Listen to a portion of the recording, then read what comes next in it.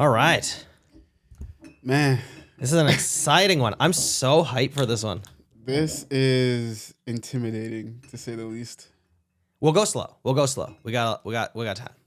It's gonna be an interesting journey through at least a little bit of what I know, largely of I guess the whiskey market, whiskey industry. Yeah. Yeah. So wait, okay. Break this down. Like which one are we starting with?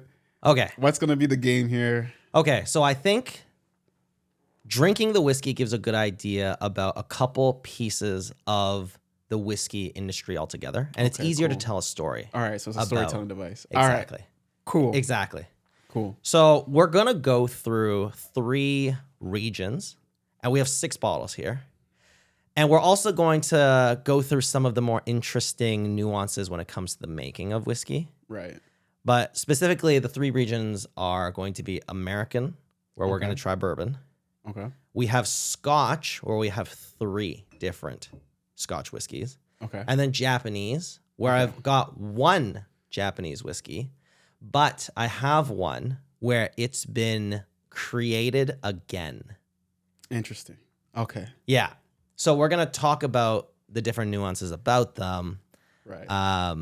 But I guess to begin, I think the easiest place to begin is with a very, I want to say a neutral, right.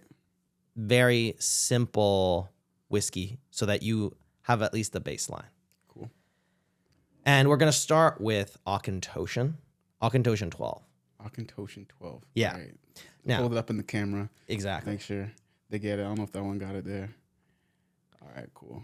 Now, Auchentoshan 12 Cool. is a 12-year aged Scotch whiskey. So it is a single malt. Now, the thing about specifically Scotch whiskey that makes it called Scotch and designated as Scotch, and this is going to be a running theme throughout a lot of the whiskey industry, is that the label and the naming matters because it means you have done something very specific in the process of creating this whiskey. Got it. All Scotch, in order for it to be a single malt, which is what a lot of whiskey snobs or whiskey aficionados love, and they specifically only drink single malt versus like a blended Scotch, is that single malt implies that it all comes from the same distillery, and it's also at least 12 years. So it can be a blend of Right. multiple Scotch whiskeys, Right. but the minimum age of anything that goes into that blend is 12 years. But they all must come from the same distiller. Got it. Okay. So since you're going to be going through it, I feel like you should pour yourself however much you think you can handle. Yeah. I mean, that always says, pour your own poison. Now, I like Auchentoshan right. because it is a good starting point because I find it the most balanced. Okay, now you tell me Yes. what's the proper way to drink this? Is it like, sipping wine, drinking wine? I think you It's a drink it process. however you like to drink it. All right. Right. Cool. Scotch is very much, whiskey in general, I think is very much like if you're going to enjoy it, you enjoy it how you want to.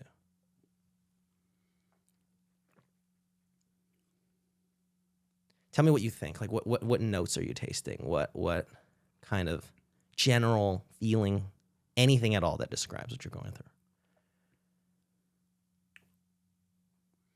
Man, I just put me on the spot. The notes I'm getting. It's nice. I feel like with like a lot of whiskeys, what I get is almost like a butterscotch kind of flavor. Yes. Now That's nice though. It's pretty smooth. Like there's no like It is pretty burning smooth, or right? anything after. It's like yes. yeah. I don't want to say it's not one note per se, but it's just easy to drink. Mm-hmm. And I think it gives a good idea of Scotch and even in general whiskey, in my opinion. What's interesting about the way that Scotch is done, and you mentioned butterscotch, right? A lot of people talk about like caramel. Yeah. They talk about like wood, of course, right? Like oak and some like floral kind of notes. But butterscotch is a very prevalent one. Now, the running theory, and I think it is partly true, this is kind of where whiskey is like a mix of chemistry and art because it has to be experienced, right? Right. So chemistry can't necessarily give you the full thing when it comes to the experience from a taste standpoint. But the creation of whiskey is the conversion of sugars into alcohol, which is any kind of fermentation process of making alcohol. But it's specifically when it comes to Scotch and Scotland, right? It's only Scotch if it comes from Scotland, and it's only Scotch if it's 100% malted barley, for it to be also single malt. The malt stands for malted barley. Got it. And malted barley is barley that has been allowed to germinate, which means that it started to sprout. And once it starts to sprout, it's the conversion of some of those vegetable matter and I guess like essentially the husk, like the shell of the barley itself, is being converted into sugars by the actual plant trying to grow and sprout. Once they have done that step and the barley has sprouted to a certain point, they'll kill it, right? And the way that they kill it is they dry it. They smoke it, they heat it. If you heat it with something called peat, Okay, I've heard. You've heard that before, I've right? heard of it. Yeah. So that's where we're going next. We're still in Scotland. We're still in Scotch, but we're now adding this flavor of peat. Right. Okay. So to go back to the beginning a little bit, Yes. the process we're talking about for making Scotch, Yes. which is the malted Barley. barley. Okay. So malted barley, 100% in Scotland. That's Scotch. Yes. Okay. Cool. And it has to be 100% malted barley Right. because whiskey can be made of multiple grains. It can be made from corn, rye, wheat. Okay. But Those will change the type of whiskey it is. yes, and Right. Scotch must be 100% malted barley. Gotcha. Yeah. So that's what makes Scotch special. Okay. Now, some people say that because it's malted barley, the flavors are more complex, and Scotch is known for having a very complex profile. Okay. So it's, again, malted barley that's grown and processed in Scotland. Doesn't have to be grown in Scotland. Okay. Can also be grown in Ireland or other farms in the region, like UK as well. Okay. So It you just can- has to be barley right. and malted. Got it. It has to be in Scotland. So you couldn't have malted barley in Canada, for example. You can, but you can. So some distillers will import barley from outside the country, Right. but the malting process is typically done by the distiller. Okay. I Got think it. some distillers may buy their malted barley, but that part I'm not 100% sure. Got it. But they for sure will malt it typically in the distillery. Interesting. Okay. And the belief is that it lends itself to this flavor. Now, also, it's the historical context, right? Like a lot of Scotch is like always been considered typically like a man's drink, right? So there's a lot of There's an these air in your like chest. exactly, right? It burns. There's a history to it. Scotch also must be a certain proof, like a minimum. Almost all whiskey, regardless of the region, typically is 80 proof or 40% alcohol, right? But when you pull it, right, after you've made the spirit, it's typically higher when it's the base spirit. So even though you see that all these alcohols are brown, the spirit doesn't come out brown from the distillation process. It comes out clear because it's a grain spirit, not dissimilar to a vodka. Okay. But it's when they add it to the barrels that makes it. That's where they get the color Exactly. and the flavors. Exactly. And this has been in the barrel for a minimum 12 years. Okay. So the distillers. Yes. Let's dive into that for a little bit. Yes. Because is the whole distillation process just going from the germinating barley, which is, I guess, the malting, Yes. to, I guess, the clear spirit? The distillery does multiple things. Right. Distillation is one, but also some include certain, well, of course, the distillation process itself will impact it. And this depends on the type of devices that they use in order to convert it from essentially just the liquid that contains the sugars that have been extracted from the malted barley over into the actual alcohol. Because you have to essentially, the way that the process works is that you have this malted barley. Right. They've let it sprout, and then they dry it. They dry it so it kills some of the bacteria, or most of the bacteria, but also it kills the actual plant itself, right? Right. But sugars have already been converted through the process of malting and germinating.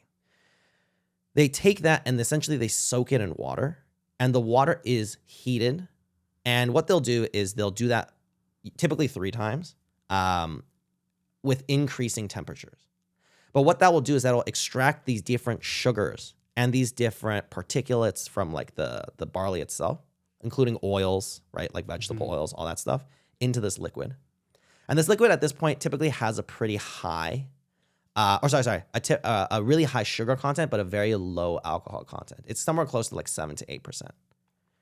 From there, they add yeast to it. And the yeast is what will eat the sugar and convert it into alcohol. And once you've done that, now you have to get rid of all of that stuff that's in there, right? Right. And that's where they'll put it into these stills. Typically in Scotland are all copper stills. Copper being good at heat retention, distribution, and also easy to shape into what they need to do. And usually there's 2 stills. One will, essentially what they'll do is they'll heat it and it will evaporate and distill, right? Up into you can imagine the still kind of like a fat bottom with a long column. Okay. And then like a cooling section. And that will allow you to increase the alcohol content by reducing the volume. And that's the distillation process, right? And you'll lose some of the gunk that you don't want. Right. Right. Those would be the things that like add harshness to the flavor. And do that in 2 steps. Right. But when you finish that second step, when you've done it twice, that second step typically makes it of a much higher alcohol concentration. It's usually somewhere closer to like 50 to 60%. Okay. Yeah. Because the evaporation process where you lose the water and you're left with the alcohol. Right. Okay. So that 2-step, I guess, distillation process, that comes after the, I guess, 3-step or 3 times increasing the temperature of the water. Yes. And it's like boiling each time, or it's like no, it's like lukewarm and then like gets kind hot of, and then it's like boiling out. Yeah, it's never boiling. Okay. I think it's like 40 to 50 and then like 60 to 70 and then like 80 is the last step. Okay. But it never hits a boil. Right. But all that step does is it really is just trying to extract sugars from it. Right. Right. Right. Yeah. And once that's done though, remember the spirit is clear, right? Right. But also they need to now put this in the actual oak barrels. And typically almost all whiskey is made with different types of oak. Right. American oak, I guess like European oak, and then in Japan. Before going into the barrels, does anybody taste that? Yes, it's pretty harsh. So the distillers will taste it. Okay. So all of the harshness that you taste is from the base spirit. The rounding out that you get from age, which is what people like about the more aged, it's typically always said the smoother it becomes. Right. Is because a lot of those particulates and the things that give it the complexity have started to be converted, right? Or they start to essentially degrade and disappear. So you're left with pretty much a much gentler spirit. Also, the flavor of the wood. Right. Will like soak into and leach into the actual spirit. Right. Yeah.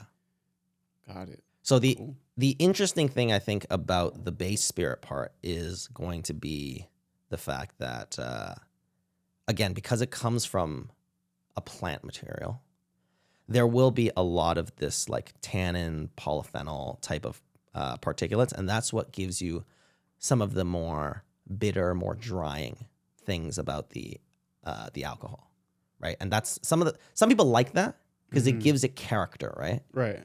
But then a lot of people also don't like it because they want a smoother drink. Right. So it really depends on where you sit with that.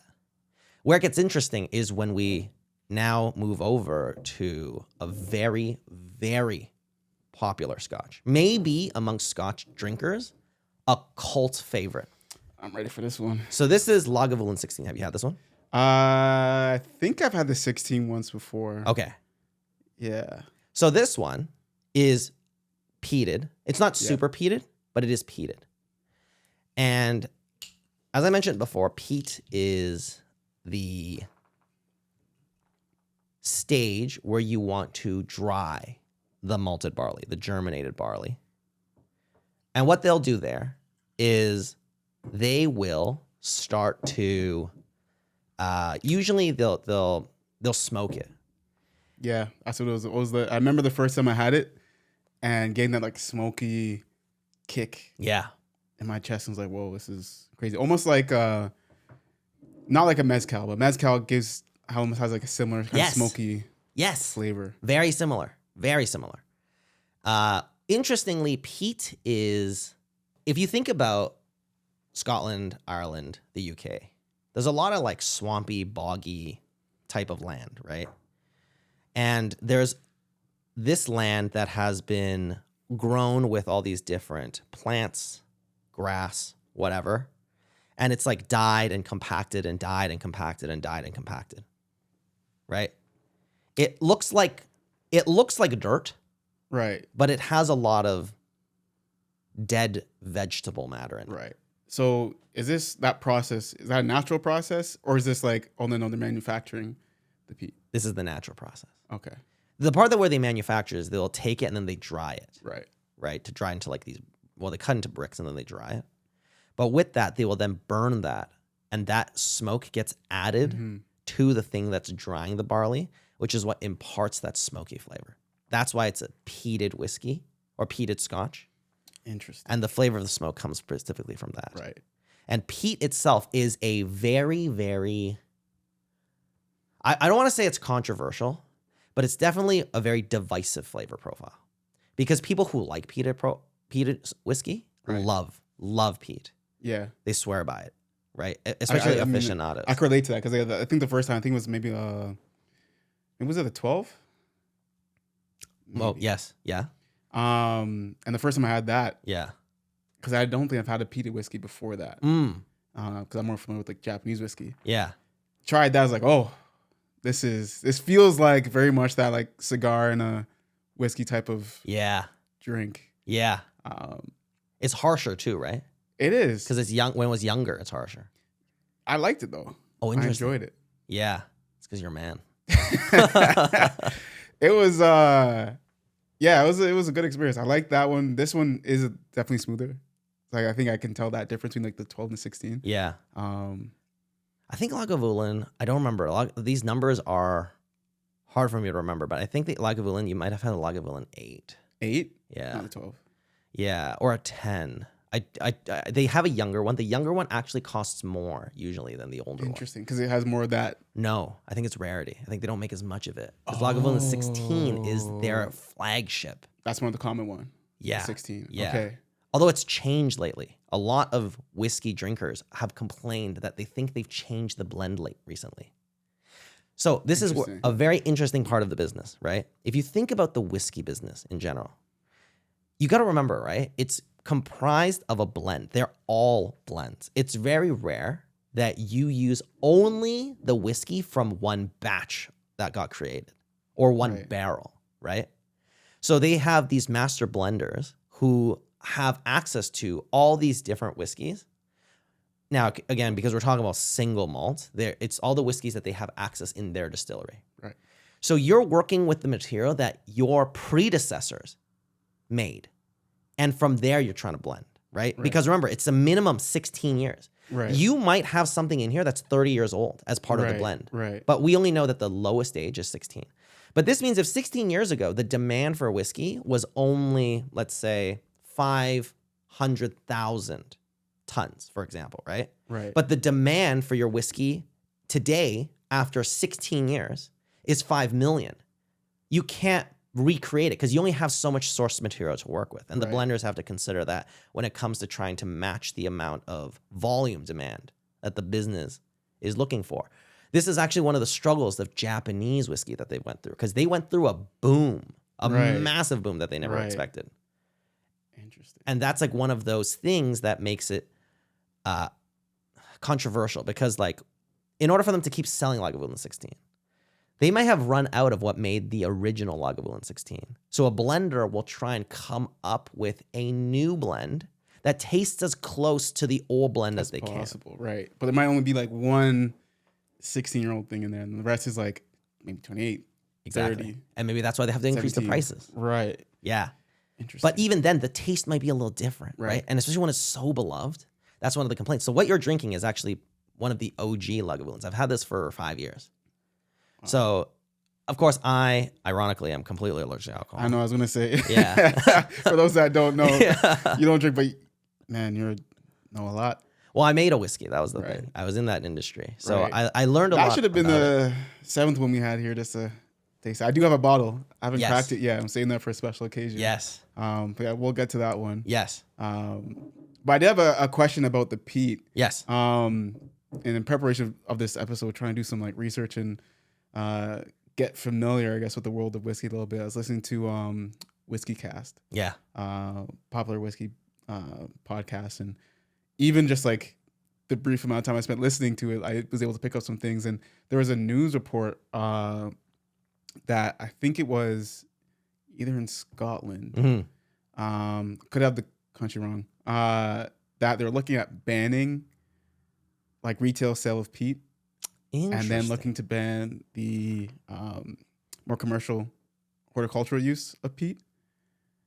Interesting. And what I didn't get from the story is whether that was in response to, I think either just like access to peat was low, and they're trying to protect the whiskey industry, so they're looking to ban it in other use cases, or if they're just moving away for some other reason. So just curious if you've heard of that. So there's been a long talk for years that they're running out of peat, mainly because, of course, the demand for peated whiskey is so high. The whiskey industry has been steadily growing year after year for decades. There was a big whiskey boom, hence the creation of the American bourbon industry. But we'll talk about that once we get to Americas. But in general, whiskey is kind of, in some ways, the face of prohibition alongside moonshine, right? They're both very hand in hand, like have that tie in the culture and the history. So there's always like kind of like an interest in whiskey, right? It's also considered one of the most complex spirits. It's one of the ones that's enjoyed alongside wine pretty much in a very similar fashion. It's an alcohol that's meant to be drank by itself and enjoyed by itself. Right. You don't commonly mix it outside of like maybe a few like a whiskey sour or like an old fashioned. Right.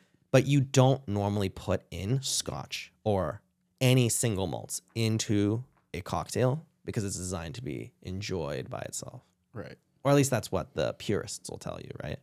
So with that thing about the peat, when I used to live in Amsterdam, I have visited certain different cities in the Netherlands, and they also have peat, but they used it as kindling for fires to warm their homes. So there's definitely a use case for it, depending on like, I guess, your lifestyle. If you don't have, I guess, like centralized heating or anything like that, it is used and burned for warmth or for cooking, etc., right? Just as a combustion source. So maybe they are trying to style that flow because the whiskey industry, especially the Scotch industry, represents a massive, right, soft and hard power instance for Scotland, right? I can definitely see them trying to protect that.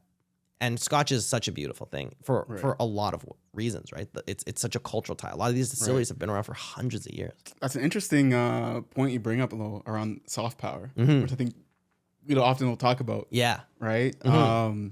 And that being that, I guess, brand association with Scotland. And again, enjoying whiskey and like really having good memories and thoughts and associations tied to it. Yeah. Again, then reflects on the country and drives the tourism. thing. So that is an interesting point there. And again, makes sense as to why they would make an action to protect that part of their economy, really. Yeah. But yeah, I definitely want to do some more research into that to actually see where that actually ended up. Because I think that was a few months old. Yeah.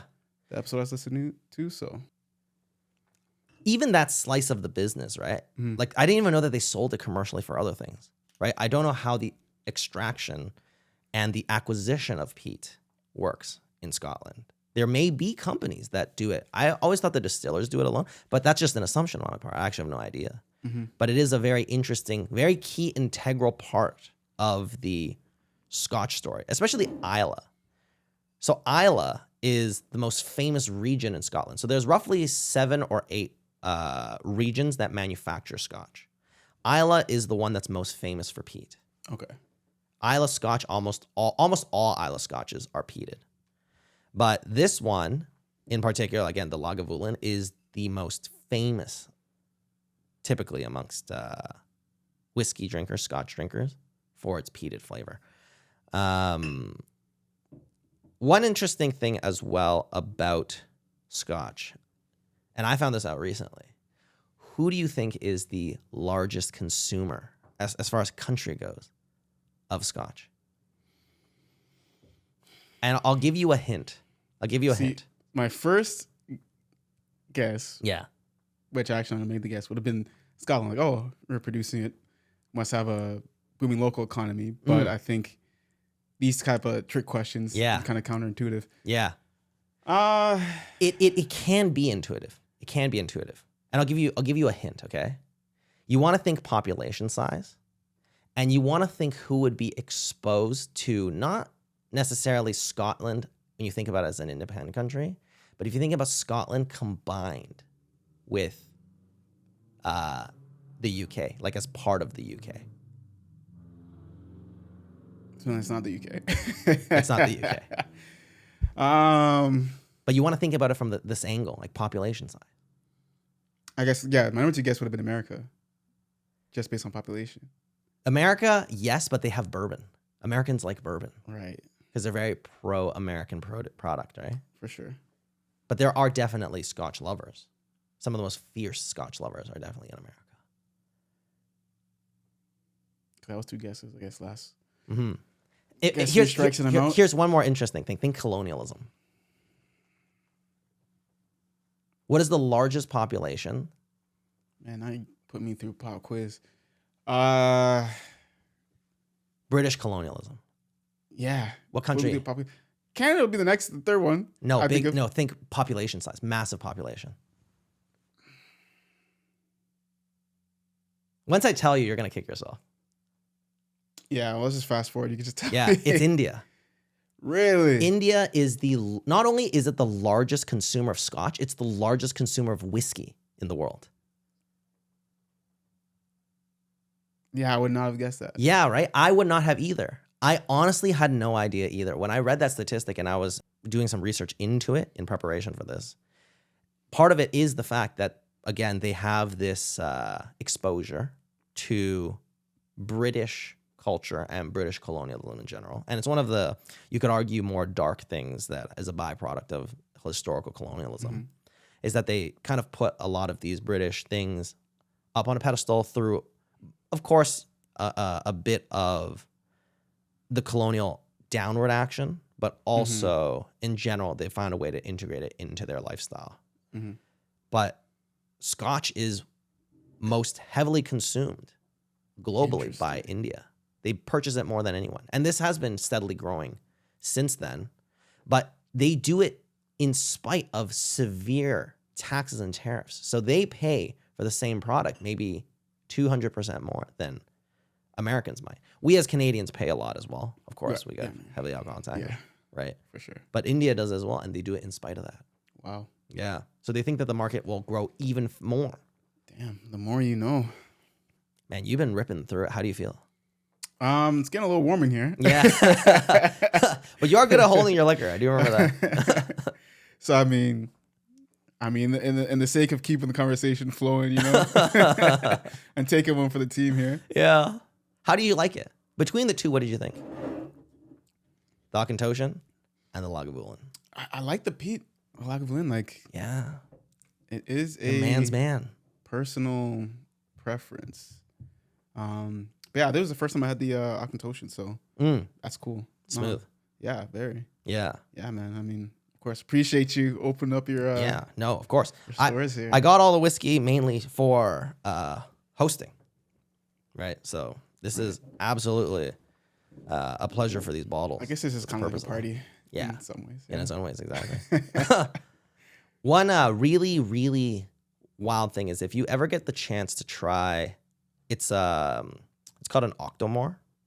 Octomore is an experiment by a distiller, and their point of it was that they wanted to figure out what's the maximum amount of peat that we can put into a whiskey. Not maximum, but like more than you would possibly ever come close to wanting. Right. So when you drink it, it's insanely smoky. It almost feels like you're almost sucking on charcoal. Like it's very, very strong. And what's this called again? Octomore. Octomore? Yeah. Octomore. What's the octo stand for? I, It's like 8 times? I have no idea. It's definitely more than 8 times. So like how much peat do you think is like in Lagavulin? So the specific number of it is you think about it as it's in parts per million, and it's like, I don't know the exact measurement, right? But to give you a reference, if we use some arbitrary unit of metric, right? If Lagavulin has, let's say, 5 of this unit, right? So 5 units, parts per million. Octomore is aiming closer to like 80, 100, 120 parts per million. So you're talking about 20, 30 times more peated flavor, right? It's super crazy. I've tried it before, and it felt like it was going to burn a hole through my chest in a weird way. But it's a really interesting experiment. Like, it's worth the experience. And then where do you get that then? Octomore? They release it in batches. And when they release the batch, they'll put like a number on it, like a version. So depending on the version of the Octomore you get as well, the flavor will change.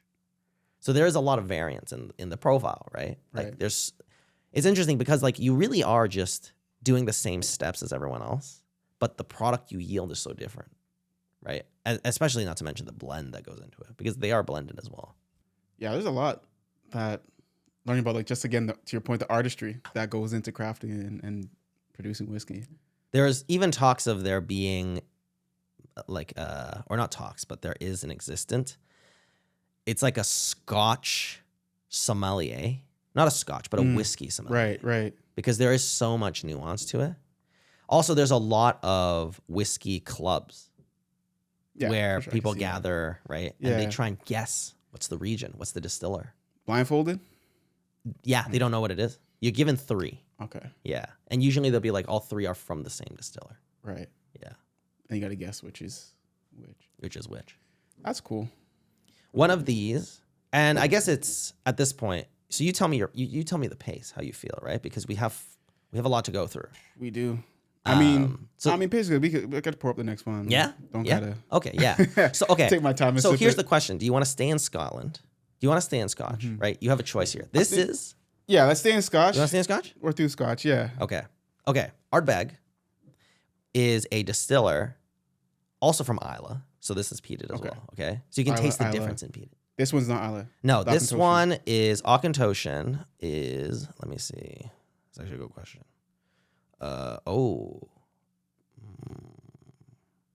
Glasgow. No, that can't be right. Glasgow is Irish. Auchentoshan, let me see.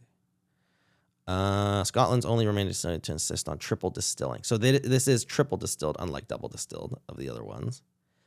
It's also aged in American bourbon barrels, ex-American bourbon barrels. Yeah, you're going to have to break down this whole barrel thing for me. So usually when you put the whiskey into the barrel, there are certain regulations around it as well. For Scotch, it must be oak barrels.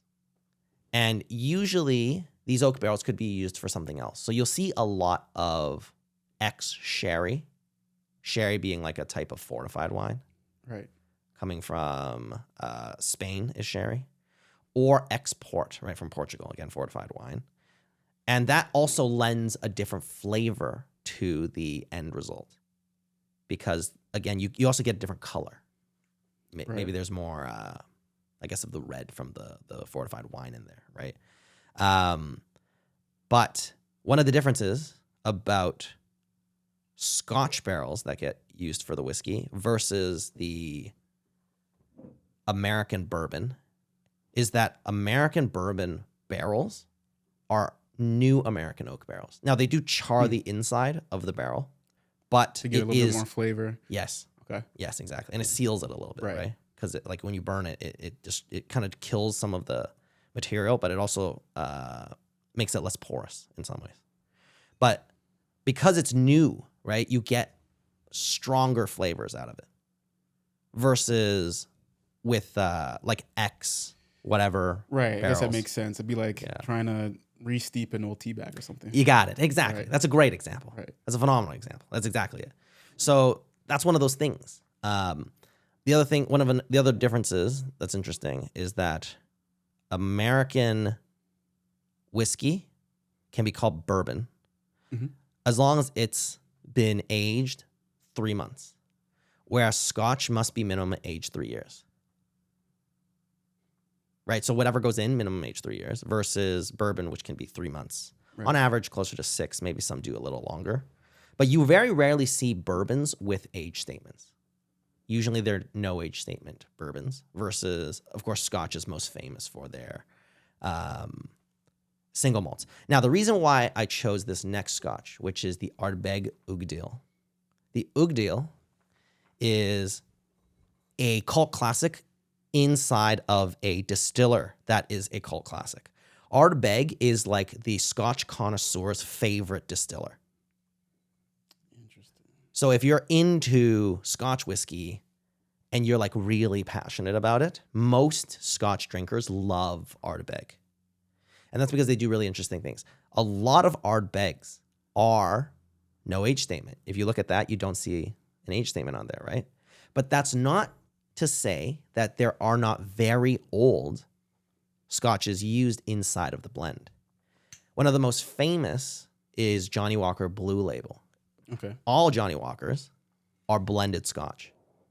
The black, the green, the red, and the blue are blended. Now, one of the things about Johnnie Walker Blue Label is that there's a 50-year-old Scotch in there. 50 Yeah. Damn. Yeah. So, like, you know what I mean? So that's not to say that without the age statement doesn't mean that it's not good, even by that standard. Right? At the end of the day, if you like it, you like it, right? If it's good, it's good. I mean, that's what it comes down to. Again, unless you're being super snobby. Well, I mean, you like what you like, right? And if you're that particular, then that stuff matters. But I think for most of us, or at least that's for myself, speaking for myself now, it really just comes down to how's it taste? Exactly. And do I enjoy drinking it? Yeah. So. You just don't want to talk down to somebody else about what they like and don't like. You know what I mean? You don't want to turn your nose up to other people's preferences. No. Yeah. But this one, again, so still peated, but a blended one. Beloved. And definitely stronger. This one. No, that peat just like. Yeah. Let me just make sure on the percentage on this one. Let me see. Where is that? Okay. This one's heavy. You got to be careful. Okay. So these two were closer to the 40. This one. So that one's what, 54? Yeah. Yeah.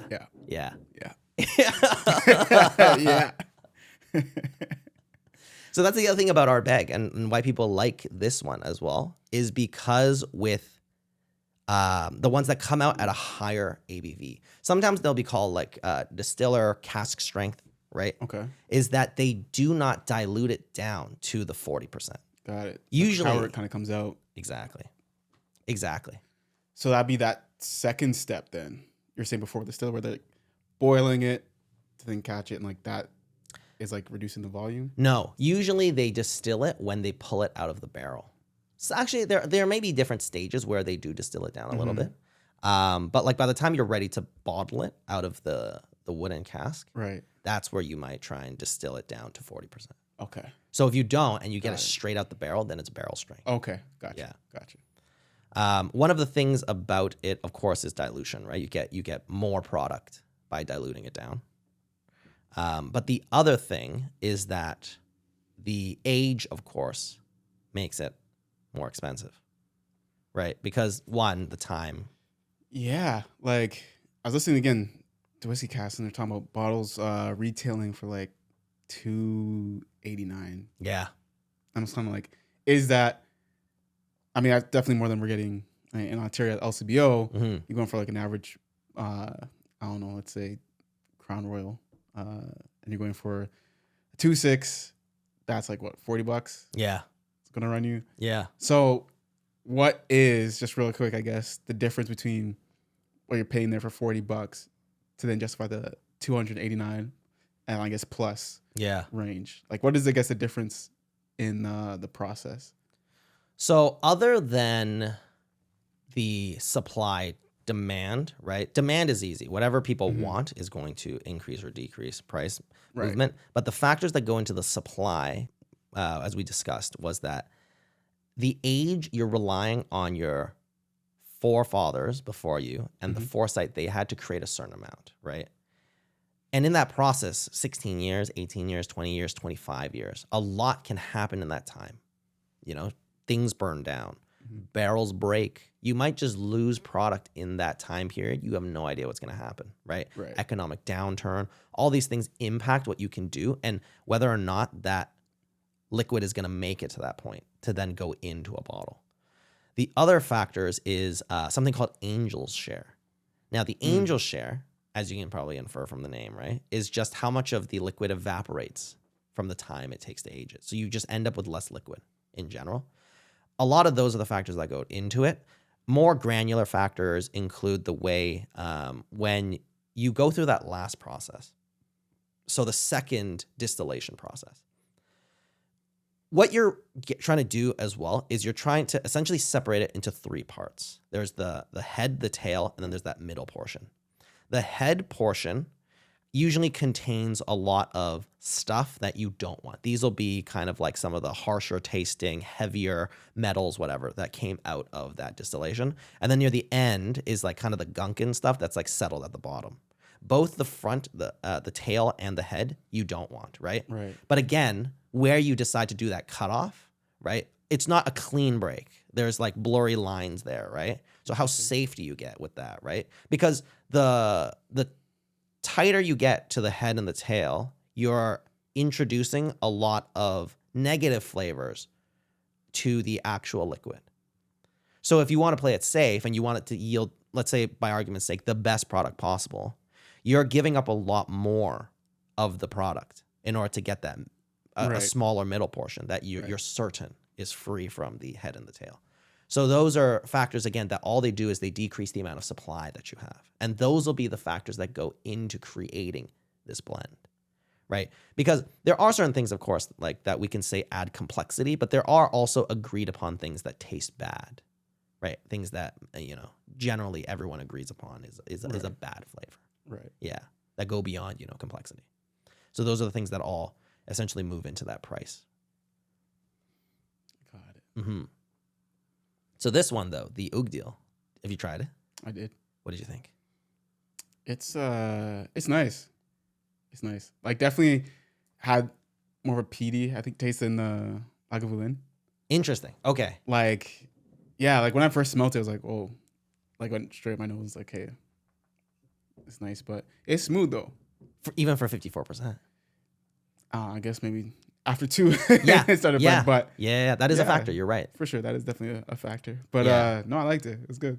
One of the interesting things, I don't know if you want to do it this one, but you can add a splash of water, like a small drop of water, and that will change the taste. Not because of the dilution per se, but again, there's a lot of oils and a lot of particles inside of the whiskey because it comes from a plant, right? Right. And these things, as we know about water, just a splash. Yeah, exactly. Is that they're hydrophobic. So they will try and escape. And if you look at it, you can kind of see a shimmer on the top, which is the oils trying to run away from the water that you've introduced to the whiskey. So now when you drink it, yeah. Some do, some won't. It depends again on how much of the oils are in this specific one, right? Right. But when you introduce a little bit of water, and now when you drink it, those things might be the first things you taste.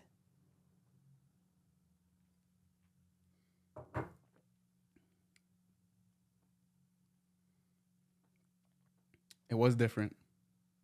And it's not just that it's diluted, right? No. Yeah, some flavors come out differently. Yeah. Like almost tasted like a little bit sweeter. And then there's that peak kick after. Interesting. Yeah. That's cool. Yeah. Yeah, these are and I'm learning all the tricks today. Like. yeah. I've been around a lot of Scotch drinkers, just being in that business, but also a lot of my friends are humongous Scotch fans. Right, they've tried probably everything you can imagine, no matter how expensive up or expensive down it goes. Right, and Just try a lot. Yeah, I mean, passionate about it. Why not? Right. Yeah. I guess one thing. Maybe after this, I will be able to say I've developed more of a taste for it. Mm-hmm. But even with wine, like I haven't got to the point where I'm like able to like, oh, yeah, this is a Shiraz, this is Merlot. Yeah. Cab Sav I can kind of taste, but like, what's funny is that most people are not good at actually accurately detecting like what it is. Which one it is. Yeah. I've been to a bunch of Scotch tastings. Like I usually don't drink, but I'll eat because it's usually held at a restaurant. Right. And I just go for the company with my friends. And I've almost never seen them guess anything correctly. Interesting. Yeah. And it's like the Pepsi challenge. It's just so hard, right? It's one of those interesting things that makes it so that like if you are able to accurately guess by taste, like a sommelier would, right? I cannot imagine the amount of effort it must have taken. It's a lot of whiskey. Yeah, it's a lot of whiskey. Or even wine, as you were saying, right? Right. It's a lot of wine. Although I guess you're like most of them not really drinking it, right? Because you just like kind of taste it, spit it back out. Yeah, maybe. Maybe. But what a waste, right? A little bit. But I guess it is work if you consider it like as a sommelier. Exactly. So try to put into some terms for me how big this market is globally. Like you said, with India being like the largest consumer, I guess, of Scotch whiskey on the planet. Mm-hmm. Like how big are we talking? So I don't know the numbers per se. I've seen estimates, right? And of course, a lot of these are coming from different statistic companies, right? I think the current market is around 88 billion is the ones that I've seen. I don't know if you've seen any other different numbers. 88 billion globally. Global whiskey market. Okay. The Scotch market is actually a significantly smaller portion than it seems. Like as much as we talk about Scotch might only represent like, you'd be surprised how small it is. It's like 5%. It's not that big. I could be mistaken. You can quickly check. But I want to say that Scotch is not a huge category in that market because of the price. Okay. Some of the cheapest Scotch you can get is still very expensive. Like relative to the alternatives you can get, especially from different regions, right? We're talking about like Scotland, America, and Japan. Japan and Scotland are already naturally extremely expensive. You're talking about some of the most expensive whiskeys in the world. Those are premium kind of perspectives. Exactly. Whiskey. Yeah. So the number I'm getting, in 2022, the market size eclipsed 65 billion. But again, that's with a grain of salt, right? The 2032 projection. Yeah. So another 10 years from last year. Yeah. Is 123 billion. Almost double. Yeah. Yeah. So it's interesting because we do know that the whiskey industry is growing. It is a growing category. And has been for a long time. So it is a very exciting time to get in if you are looking to start a distillery. Yeah. In that sense. There are other interesting things I think about that. Do you know what the Scotch size is? No, Scotch. Let me look that up. But okay, Statista is showing 88 billion in 2023. I guess it's projected. Interesting. Whiskey, Scotch. I want to say it's really small. It's like it's you would think it's like 20% given how much people talk about it, but it's really not. And I think a lot of it is the fact that there is very little yield relative to the actual total volume of whiskey being drank globally. So I'm seeing Scotch whiskey exports in 2022 6.2 billion euros, not USD. Oh, interesting. Okay. So let me just do a quick conversion there. Compared to like the 65 billion, right? 6.7 rounding up US dollars. Yeah. Right. 6.7 billion. Yeah. So I guess depending on which number you look at, if it's the 66 or the 80. Right. Right. But again, it's not as big as you would think, right? No. Yeah. Yeah, I thought I would have put it somewhere maybe like the 40% range. Yeah. But that talks about really the popularity of the other whiskey categories, right? So you nurse that one. We can start talking about another one before you start drinking. We should have got a second cup. Yeah. Actually, I can get a second. It's fine. Yeah. It's fine. American, right? The story of American bourbon is a very interesting piece of the American history pie. The whiskey boom in the UK, in Scotland, in Ireland specifically, right? Honestly, a lot of these distillers are from like early, right? So even this one, Michter's, founded 1753. You know what I mean? Like it's been around for a while. Never. A lot of them. A lot of these bourbon brands, like Buffalo Trace, been around everywhere, right? Been around for a very long time. But there was a boom in whiskey popularity in the imports, right? And one of the things that meant to kind of counter the Great Depression was that there were regulations passed where in order to create bourbon, so the alcohol that you're manufacturing, the whiskey that you're manufacturing in America, to be designated as bourbon, it would have to do certain things that benefited the greater American economy. Right. Number one, on the mash bill. So the mash bill is essentially all of the things that go into the blend of grains that comprise of the thing that you use to make your spirit, right? The grain spirit. 51% has to be corn in the mash bill in order for it to be bourbon. And then second, you must use American oak barrels, new American oak barrels. So that's supposed to support the American lumber industry as well as the barrel making. So always have to get new. You can't reuse. Yes. An older one. You must use new ones, which is why you do see, right, with Auchentosian, for example, or even other of these Scotch whiskeys, is that they will use ex-bourbon barrels because they will buy those barrels, right? Because that can't be used again for bourbon. Exactly. For the Scotch. Interesting. Exactly. So this is why when you drink bourbon, many people say that one of the things about bourbon is that it tastes much sweeter, a lot more vanilla forward, a lot more, not necessarily smooth, right? Because again, we're talking about a younger spirit, right? So it by the logic. Sorry, I'm just seeing the... You're seeing it, the shimmer. The shimmer. Yeah. Interesting.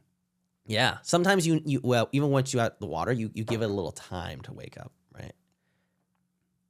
Cool. Sorry. Yeah. Didn't mean to cut you off. No. Did you taste it? Has the taste evolved, you think, even since when you drank it last when you had the water? It has changed. Yeah. Because before it was just like, it felt like it was sweet.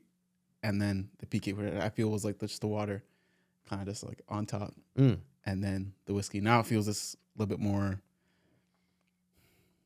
blended, I guess. Interesting. Like the flavors are kind of coming together? Yeah. Like this one didn't taste as sweet as the last one did. Like last one felt like there was that separation. Yeah. This one feels like less separated. Interesting. And like kind of see the shimmer though. Yeah. As if like in water and oil. And you can kind of see the ripples, I guess, on the surface. Yeah. But yeah. How did you compare to when you drank it first before you added the water? Can you remember? Yeah. So I keep smelling it because again, the first time I poured it in there, that was like the first thing. Like the pea was just like straight smells. Almost like having wasabi. Oh, interesting. And getting that like head rush. Yeah.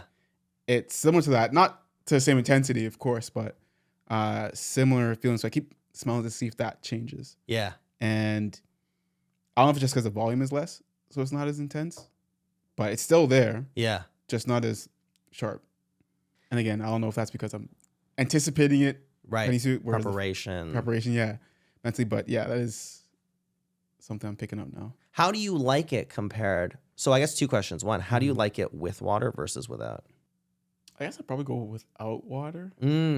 Just because I don't know, that's just me. I'm like, yeah. if I'm putting water in, it's a different drink. So let me just like try to get acclimated to what it is. You're purist. Many people would say you're a man's man. You like the peat. I mean, you like it neat. I'm gonna try. I'm gonna roll with that. Yeah. And then depending on how that goes, then like, it can introduce other things. But like part of even just like picking a whiskey and starting drinking is like I wanted to get that experience Yeah. of, okay, maybe I guess the pure way people say to enjoy it or try it, just get that. And then from there can start experimenting and do different things with it. Yeah, I mean, it's good to also figure out like whether or not you're even interested in this thing as a hobby, right? Like in a lot of ways. Sometimes getting exposed the right way. I don't know. Sure. And I think that makes a big difference, right? Like this is I guess a similar concept when we're talking about music. Yeah. And being exposed to a song or a genre the right way can change the trajectory and whether you're going to like actually like this thing. Yeah. And it's going to become something that you then take in and start listening to, or if it's just going to be, I don't really like this genre, I don't like this song. Yeah. And you don't revisit it, right? It's very true. It's very true. And again, I'm not saying that I'm somebody who knows how to introduce somebody to Scotch. Hey man, I think you're doing a good job. Hey, as long as you are enjoying it, I think that's the main thing. It's just it's mostly the story. I think I guess I'm a simple man. You know, it's like give me a glass and the bottle get out the way. Yeah. I guess going back to the bourbon, like I guess like where in this are you curious about in terms of exploration? In terms of the Scotch? Yeah, because it is wide. I guess before we continue moving into the Americas, right? Yeah. Yeah. Whatever piques your interest. It doesn't even have to be a flavor profile. I guess like from this perspective of getting exposed to more from a culture of whiskey. Mm-hmm. Maybe in Scotland, or I guess just amongst Scotch drinkers. I guess a little bit more of that purist culture. Yeah. And then again, using that to then juxtapose against American culture, maybe the Japanese culture. Later on, but I'd be curious about around that. Like you've kind of described them as being a little bit snobby. The Scottish themselves are not.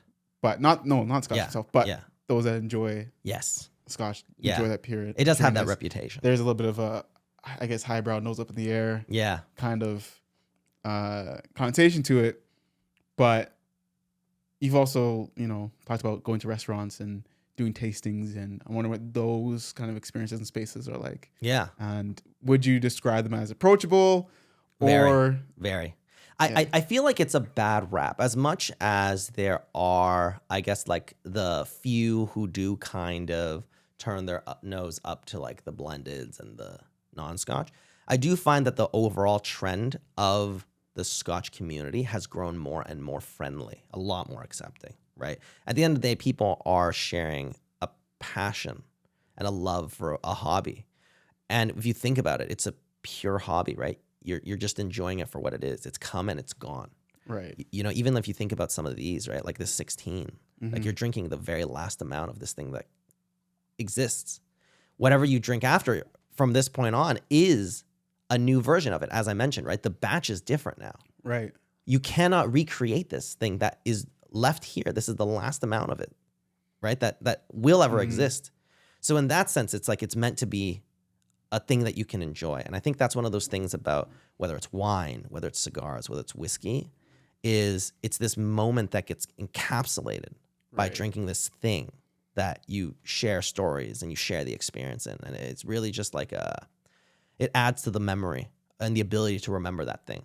I find that a lot with cigars. That's what happens for me. But sorry, I feel like it's the irony. You drink a whole bunch of whiskey, get drunk, can't remember anything. But it's adding to the memory. But no, again, to your point, I think that's a great insight there of like, because these things are ephemeral, there is I guess, level of respect for the person that's created, like not even so much created, but cultivated in that moment. Like, wow, you're going to go out your way to like share this thing with me that you're not going to be able to share with anybody else. Yes. But you're choosing to share with me that's special. That's again a bonding factor. Yeah.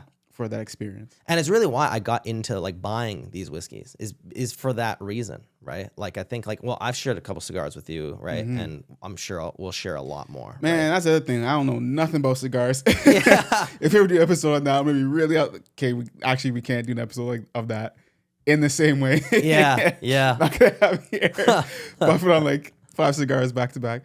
But no, to the point, again, I don't know anything about cigars, but I know you're a man of quality and great taste.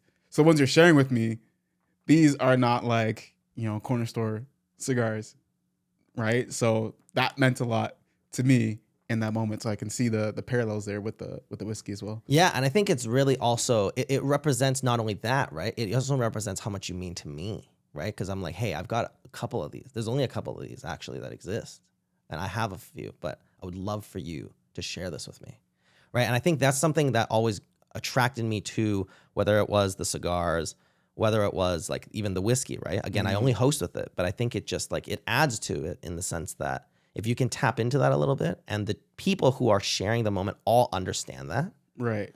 It's something that makes it like such a beautiful moment. That's why when you go to these whiskey tastings, these like cigar events and whatever, right? People are very much in the moment, right? Because the drink itself, it lasts a certain period of time and then it's gone, right? Even a cigar, we smoke it for an hour and then it's done. But the conversations you have and all that stuff, it's very grounding. You feel very present in it.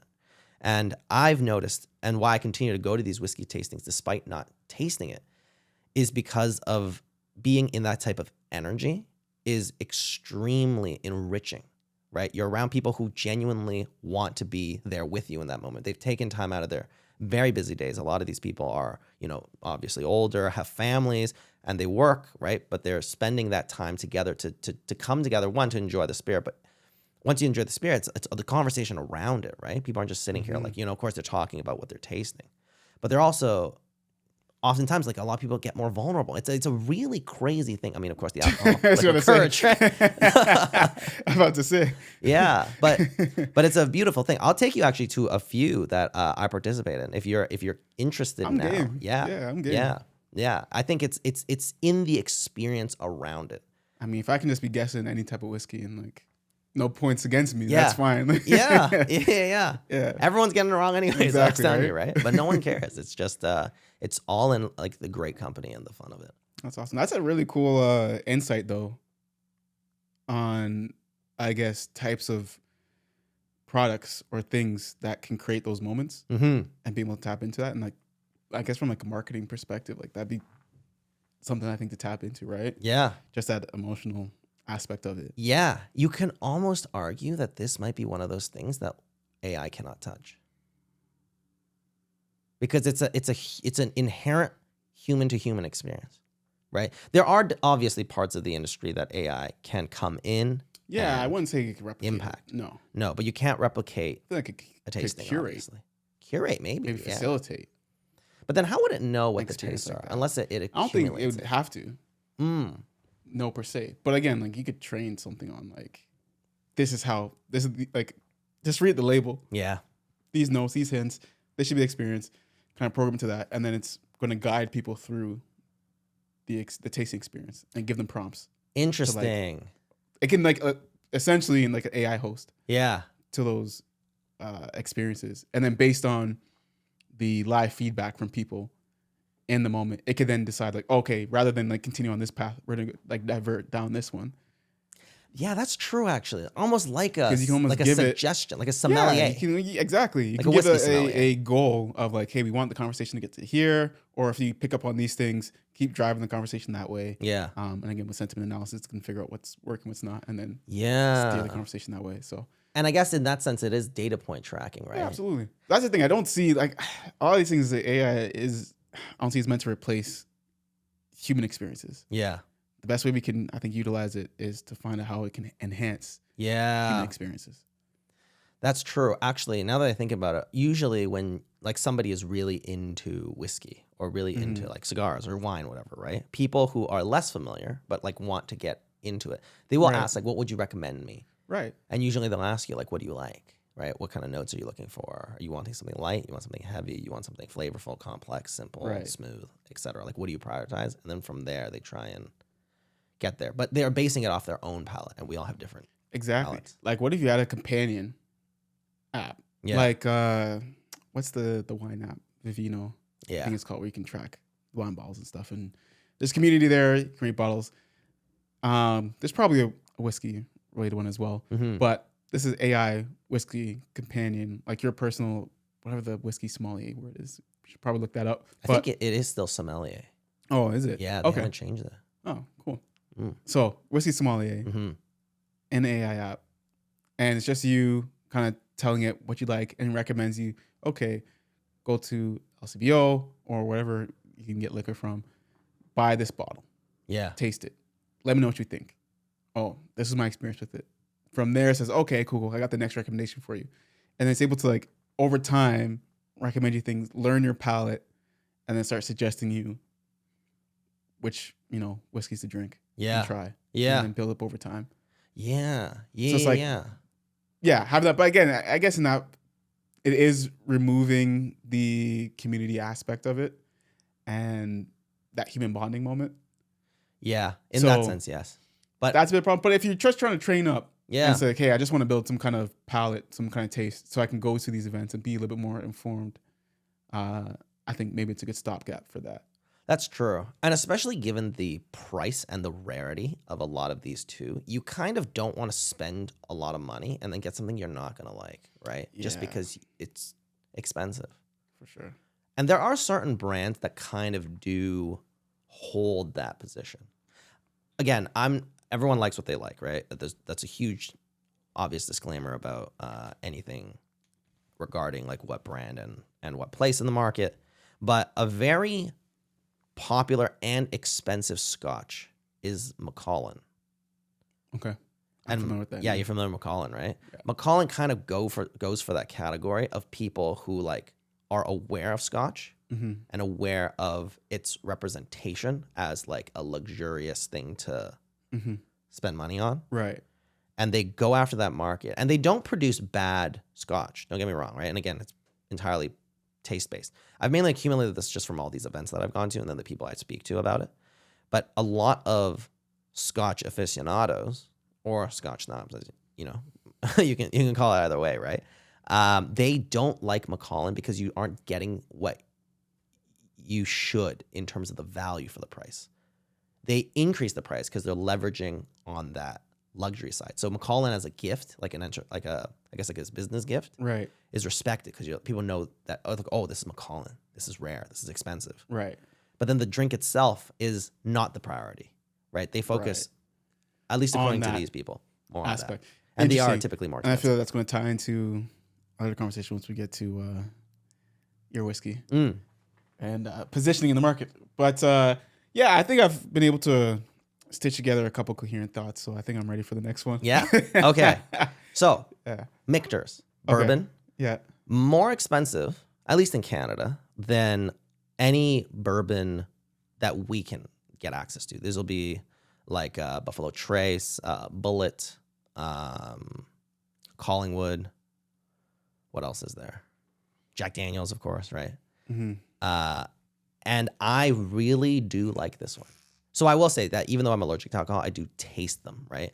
Right. This is, I think, the best expression of what is a bourbon-forward whiskey. I think from a taste profile standpoint, I find it very... Actually, I'm not going to sway your opinion. I want you to try it. I mean, you're really selling me on it. Yeah. You already hit me with this is your favorite. Okay. For bourbon.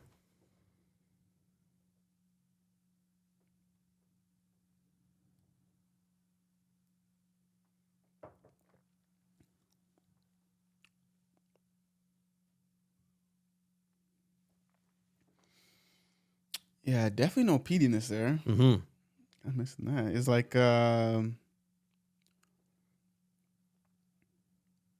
can see where people say it's sweeter for sure. Definitely not as harsh.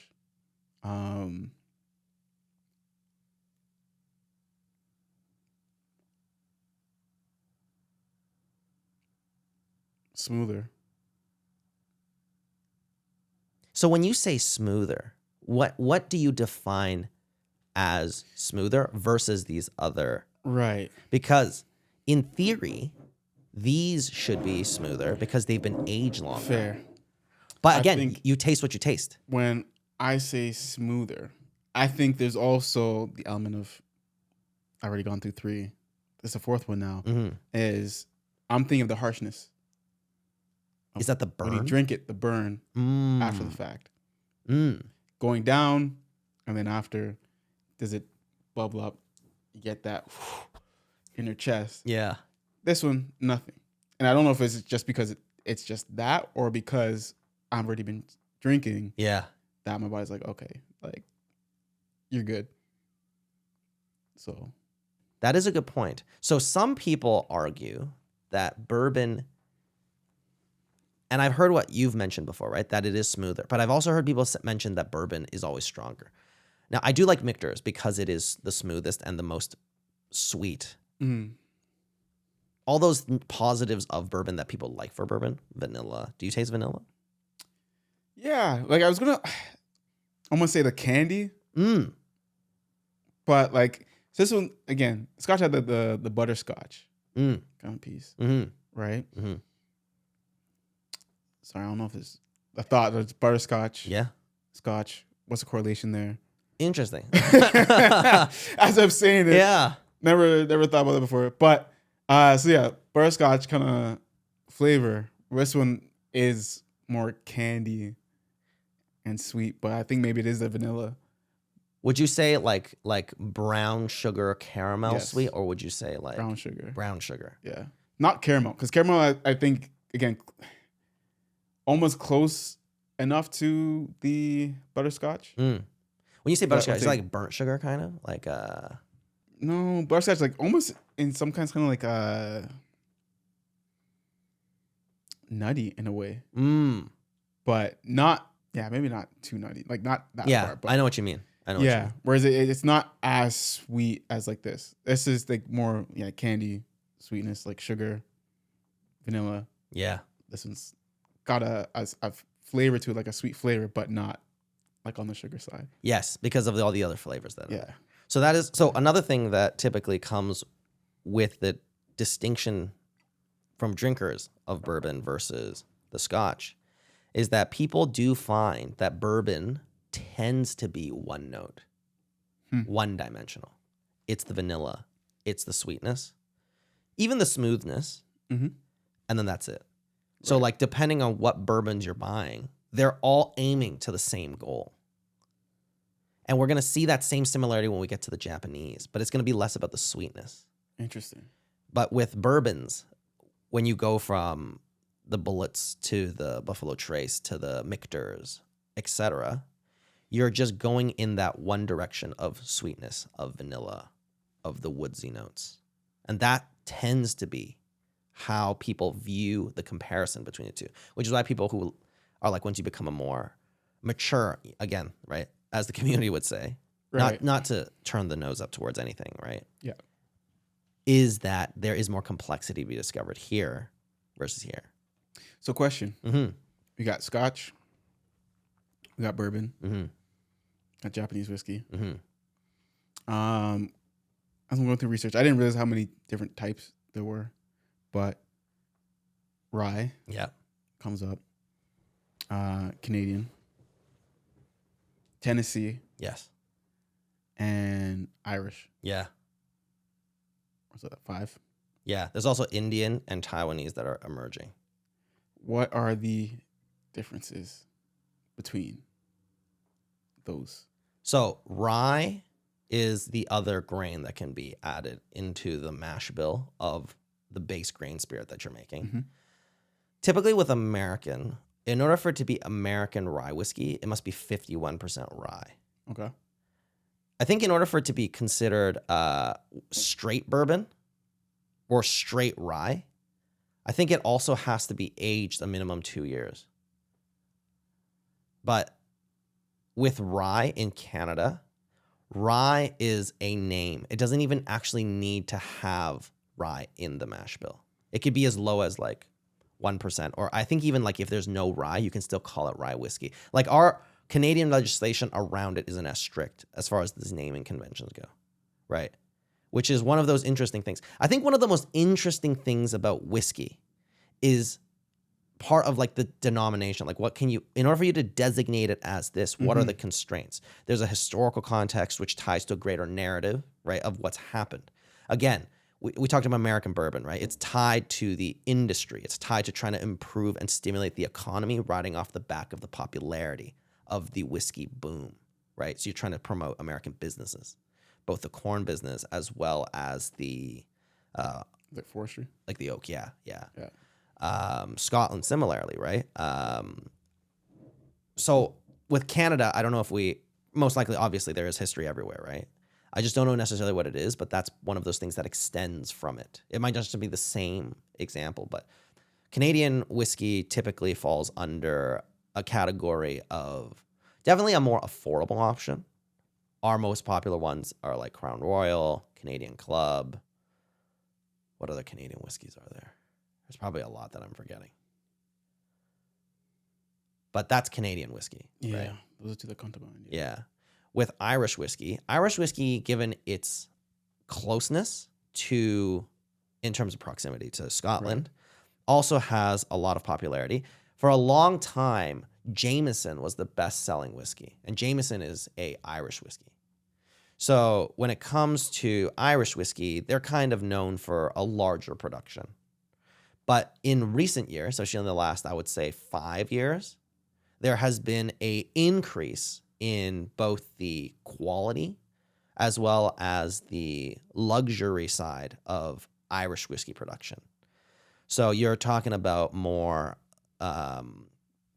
popular ones such as like Writer's Tears, which are a little bit more expensive, right? And then you have different age statement Irish whiskeys like Redbreast that also has, 20-ish year options and et cetera. I don't have anything here above a 16, right? But once you start hitting those 20s is where it's going to be expensive regardless of where it comes from. But mainly due to the limitedness of it. But the profiles also get way smoother. You can almost eliminate a lot of the harshness altogether, a lot of the burn from the alcohol, right? A lot of the things that make it unpleasant per se. You also kind of round out the complexity. People who drink who've tried 30-year, 40-year, 50-year whiskeys all say that it's remarkably smooth. Remarkably smooth, but it has nothing in it in terms of complexity. Because a lot of the things that make it complex are gone. Right. In that process, such a long time. So it just kind of tastes flat. Exactly. Right. But very, very smooth. Right. Still has a good mouthfeel and all that stuff, right? But just there's so little of it. Interesting. Yeah. So this 16 Mm-hmm. you've had for about 5 years. Yeah. It's not a 21-year, is it? No. It's only age in barrel. On aging barrel. Yeah. I think it's a good distinction. Yeah. To make, right? Yes. Whereas wine's different. Yes. Wine is different. I think with wine, it's because the alcohol percentage is lower. So there's a greater percentage of organic matter in there that is maturing and evolving. Right. So when you look at these ones, they're all capped with, whether it's plastic or wood, a material on the cork that is significantly less porous. Even if that's real cork. Cork is the bark of a specific kind of tree that they use. Whereas with wine, it is porous. And when you store it like this. So there is contact between the wine itself and the cork. The belief there is that air is coming through the cork. Very minor amount of it is circulating throughout it.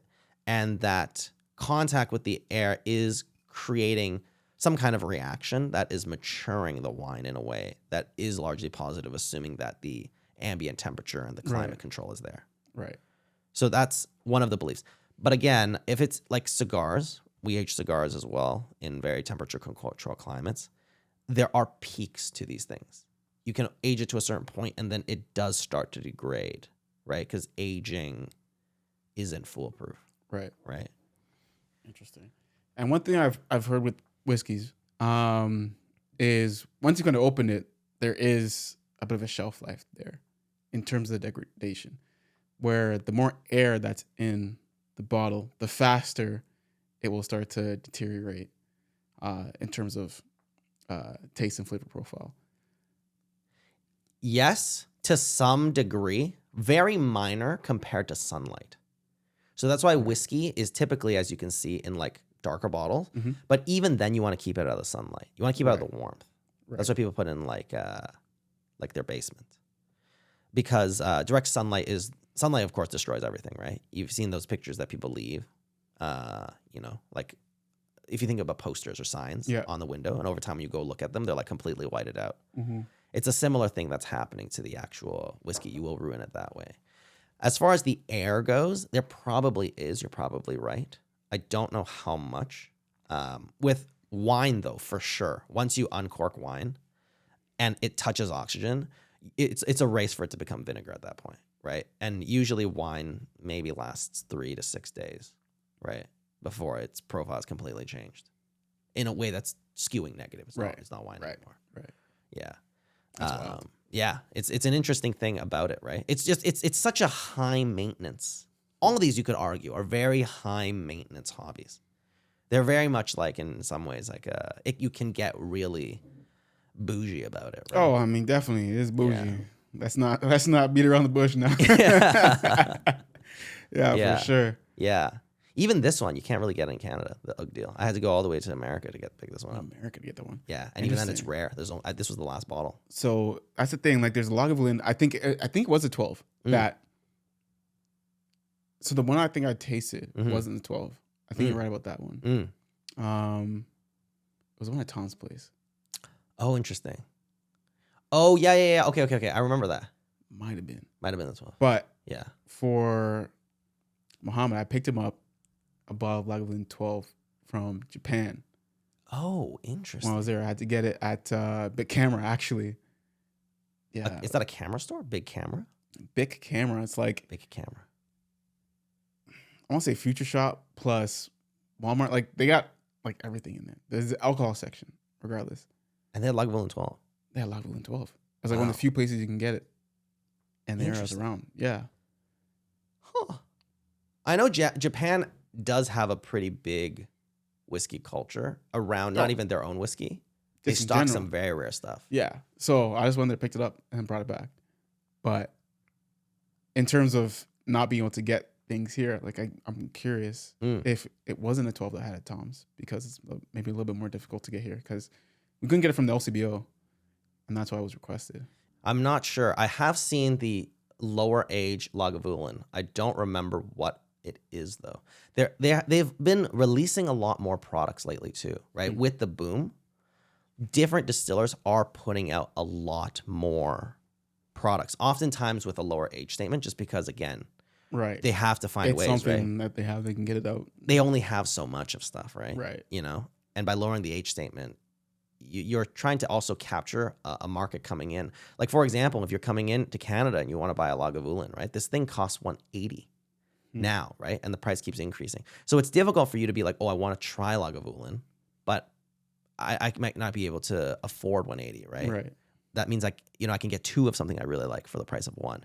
So they're introducing newer options at a lower price point to try and capture that market as well. There's a lot of product strategy around there too, trying to, compete. Because one of the very interesting things when you talk to whiskey drinkers about what they like, they will oftentimes, beyond the taste, circle to the price and say, for that same price, I can get a different bottle that's much better. It's value-based. It's value-based. That's why when the runs that, so again, Muhammad, I feel bad for him, man. Like, he would have loved this episode. Very much a whiskey aficionado. Like, when he came to visit me out in Tokyo, we went whiskey tasting. Oh, wow. A couple spots. But lost my train of thought. You were saying, the whiskey hit you. You were saying Muhammad, bad luck. He would have liked it. We were talking about like a lower price point, value based. Yes. So again, one of the things he was recommending to me was Nika from the Barrel. Yeah. Because its price point is, I think, was $60 Canadian. Yeah. And for what you're getting, it's like good value. It is. Whiskey. I thought I had one on there, but no. I thought we had one in the studio, but we don't. No, we got the pure malt though. Nika pure malt. Yeah. Nika's a very interesting story. So when we get to Japan, I'm excited about that. We do have Nika. That's what it is. That's what's up. All right, let me. Bro, you are strong. I cannot believe how much alcohol you. It's always impressive whenever I watch you drink because you really hold it together. Is it like? I mean, I haven't been pouring crazy shots or crazy amounts. I think you've been taking an ounce, right? Each roughly. So that would mean that you've been hitting 4 shots worth of alcohol in, what is it? We're at about recording now. Yeah, an hour and a half. Hour and a half. Yeah. It's not bad, man. Actually, that's not bad. I guess, Not yeah. bad. Yeah. Well, I mean, it's hard for me to skew because I have like a sip and I'm pretty much out. Oh, I should probably get another bottle of water though. Yes. For this one, actually, you know what? I'm going to grab a second cup because it will be interesting to do a blind taste test. Oh. Right? All right. We'll be right back.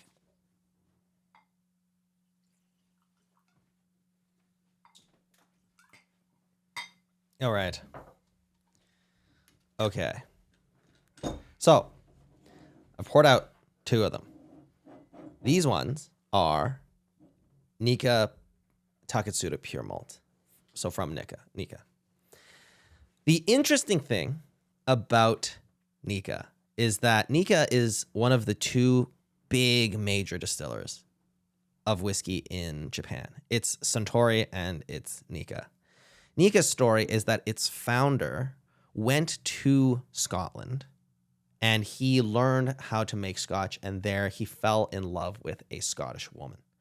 Unfortunately, she passes away, and he comes back and he creates this brand Nika, and it's like a memory of her, right? It's meant to capture that spirit. So there's a very romantic element about this specific whiskey and this founder. This one is named after him. His name is Takatsuda.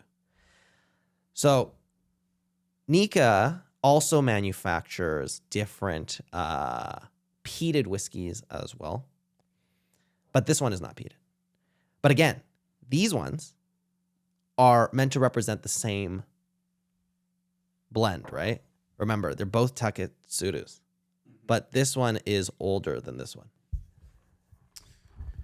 Interesting. So I want to do a blind test, okay? I haven't poured out which is which, okay? Okay. What I'm going to do in order for this to be interesting, I'm going to give you one. You're going to take a sip. You're going to give it back to me, okay? And then what's going to happen is I'm not going to tell you if I gave you a different one or the same one, and you're going to see if you can taste if it's the same or is it slightly different.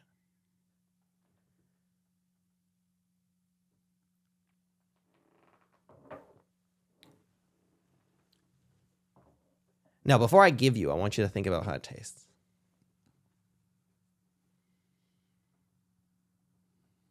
Yeah, Japanese whiskey always has a unique taste when compared to like Scotch. Interesting. Especially the bourbon. What is it? Doesn't taste sweet.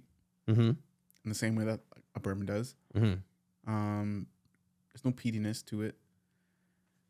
And the same level of the Lagavulin or the Ardbeg. Yeah.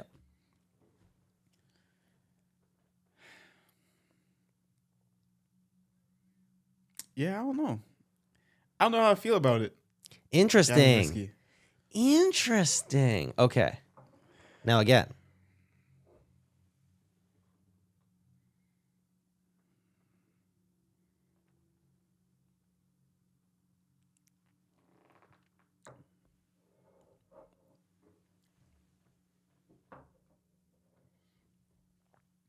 They're different. Last one was sweeter. About the end. Interesting. Okay. I'm going to give you again, right? Okay.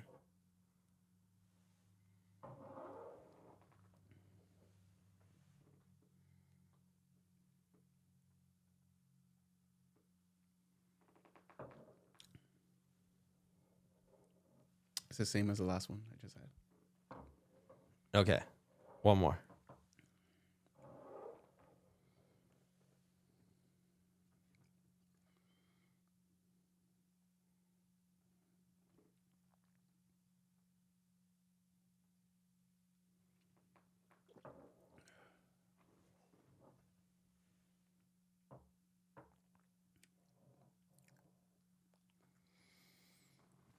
Oh, that one was tough.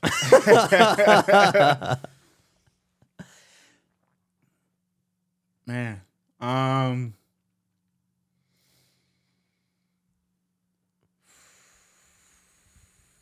I want to say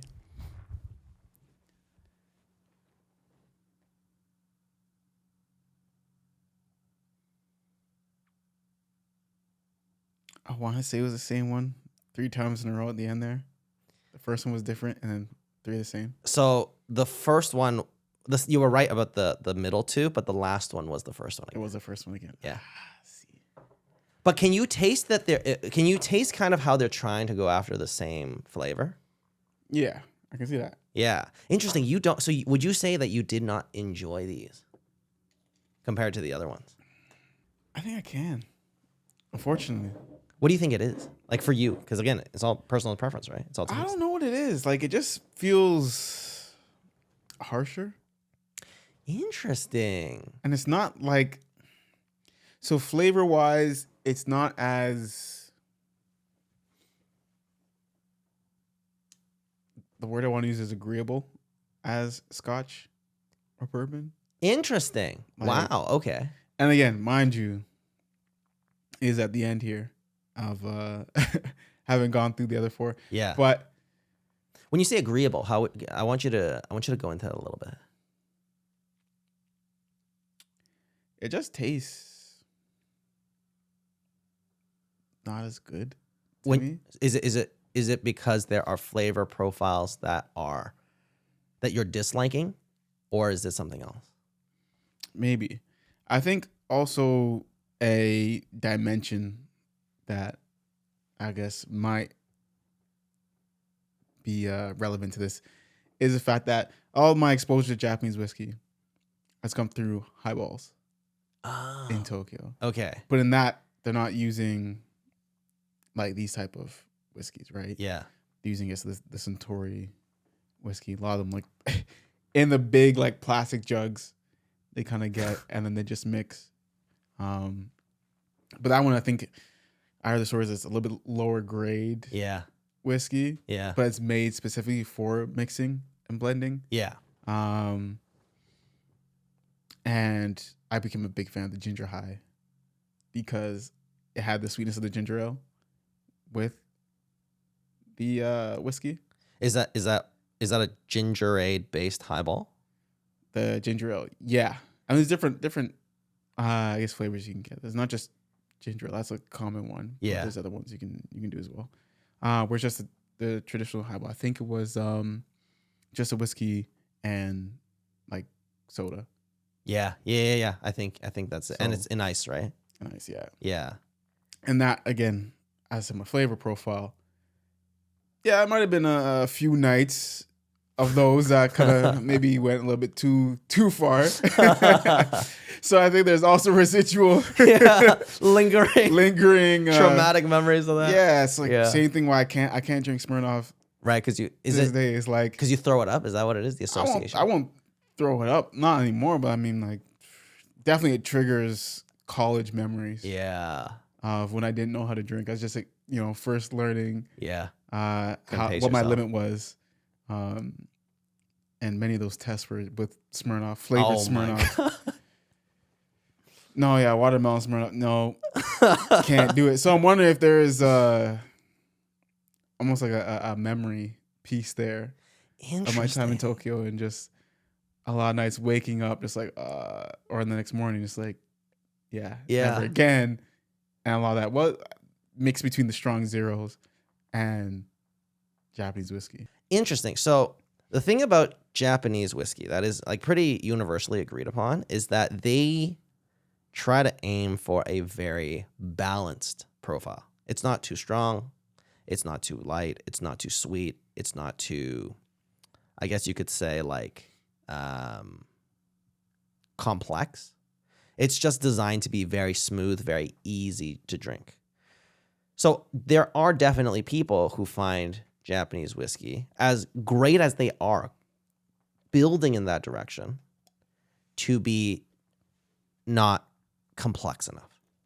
And that does tend to be a bit of if there is any knock against some of these like contested Japanese products, you'll hear that sometimes with like in the watch world, right?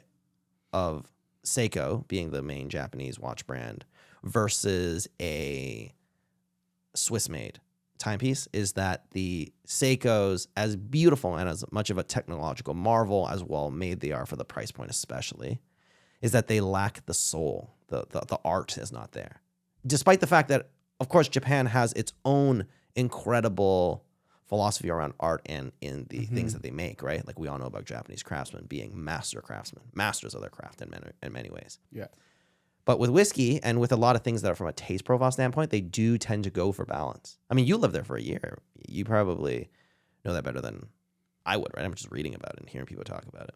But I'm curious if you can sense that here in the whiskey. I mean, when you brought complexity again, it hit me because just thinking about it differently, and that having gone through these in such a short amount of time, it's like, yeah, I can definitely see that where they don't have the same, I don't know, starkness as the rest. They're a little bit different. Mm-hmm. But I don't know what it is about them, man. Yeah, it's just not for you. I'm not gonna say that. It's just in this instance different. Trying them in this way. Different. Yeah. I think with this one, this is the first time I'm like, I almost prefer with ice. Interesting. Or mixing away. Where I don't know if I'd have a Japanese whiskey neat. So when you have it with ice, what changes about the dimension of it, you find? You want to add a little water, see if that changes? I guess I don't know what it is about it. Like, because I wouldn't even say it's like, it's not as strong or like as a kick. It's just something about the flavor. Yeah. Which it feels blasphemous for me to even say because you know, and everybody else that knows me, there's probably their eyes are like, well, I'm like, what? Yeah. Jordan saying something like, you don't like Japan? Yeah. I love Japan. Yeah, like, exactly. Or I mean, I guess in terms of the product out yield, right? Yeah.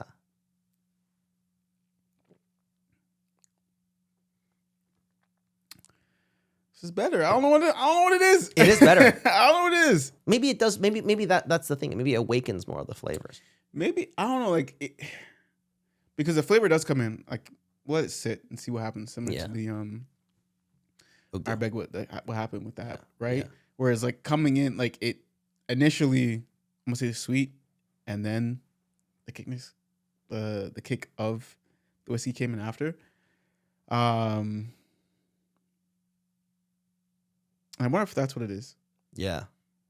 Because with these other ones, the initial kick wasn't the same. Like especially with the like Lynn, Arbeck, it's the peat. Yeah. I like the peat. Yeah. Yeah. Enjoyable. Bourbon, sweetness. I'll take you to a spot that has a peated Japanese whiskey. It's actually a bar that stocks it. You'll taste Japanese peat in the. Is it stocked at the spot in Montreal? Oh, good question. I don't know. I don't think so. Japanese whiskey is very expensive, right? Because like going back to what we were talking about on supply side, right? Again, like Japanese whiskey was kind of a niche thing when they were putting away a lot of the barrels, especially the single malts, right? If we're talking about the age statement, these two are no age statement. That's another thing too. They're blended. Now, price point wise, these sit about the same price as the Auchentoshan, right? We're talking around an $80 price point, Canadian, of course, $80 to $100 price point, versus the Michters, which is also around a $90 price point. Oogdeal, if it was in Canada, probably around $180, same as the Lagavulin, right? So that there is a jump here in terms of the price. Maybe not necessarily in the quality, but at least in the price, right? Now, of course, this is blended. That is another thing. But keeping that in mind, the thing about why Japanese whiskey saw this massive price point, the profile, right? That balance, that harmonious taste is a thing that they do strive for, which makes it distinct from the other whiskey manufacturers. But beyond that as well, it's the amount of liquid that was produced is very low. So if you think about these single malts that kind of blew up, right? Everyone's heard of the Yoichi 12. That's the one that pretty much like kicked off this revolution, right? And it's because this really famous whiskey, he's like a writer. I believe it's Whiskey Mag. He declared it the whiskey of the year for him. And that's why there was suddenly this massive interest in Japanese whiskey, coupled with the fact that it's rare, it's got this culture, massive soft power, enormous soft power around Japanese goods and craftsmen, right? Again, the story of Taketsuru, everything goes into it. People are like, oh my God, incredible, incredible product. We have to get our hands on it. And again, it's a very niche product at the time, primarily sold to Japanese, right, who were not that into it. They have a much larger sake culture, as you know, right? So as a byproduct, there just was not a lot of supply of it. So with this renewed interest, that's why there's a lot of blends, no age statements when it comes to Japanese whiskeys, right? And this massive buyout of whatever remaining Japanese whiskeys there was. I think there was a Yoichi 50 that sold at auction for like 1.3 million, like a bottle of it. Jeez. Right? So that's the thing, right? Like the price increase on these, many people treat it as a great investment. There's been a really interesting investment opportunity, or I guess like an investment market, which is where you buy casks of whiskey and then you hold it, right? It ages. And then either the distiller who sold it to you will buy it back, or another distillery will buy it, or you can sell it on the open cask market. That is one investment opportunity, right? Again, because you're talking about a commodity good that increase in perceived quality, right? Given the fact that it ages. And then there's this growing demand, as we've seen with the whiskey market, right? So it's like an interesting thing. But of course, there's a lot of, I would say, lack of regulation. Like they have governing bodies that govern these types of things, but because it's a newer category, it's not going to be as strict as like, you know, the things that govern stocks or whatever. So these are some of the concerns that kind of exist within this piece of the market. But it is a very interesting piece of the market because there are these factors, right? There's demand for the product. There is a supply. There's an increase in holding the product in terms of bringing up the value. So it is ripe for this type of opportunity. But then again, picking the right barrels, picking the right whiskey, all that stuff, right? It's not like you're going to be like, I'm going to buy a barrel Lagavulin 16. Again, there is a mix no matter what, right? The only time it's not is if you said single barrel. If it's single malt, single barrel, then you know it comes from the same batch. But those are rare, and you know you're tasting something that hasn't been tweaked. Right. Yeah. But interesting. That's kind of the thing, right? And Japan, a lot of blenders. A lot of blenders are blending whiskeys to kind of make the profiles. But it's interesting because there are a lot of emerging markets. You asked me earlier about like the different markets that are coming up, right? India's coming up in terms of a lot of whiskey manufacturers. And then there is a really, really low-key Taiwanese distiller called Kavalan. They are really sought after right now. It's Kavalan. They're really sought after right now just because they're producing like really interesting stuff. The price point's a little high. It's between like 100 to 200 for like the bottles of stuff that they manufacture.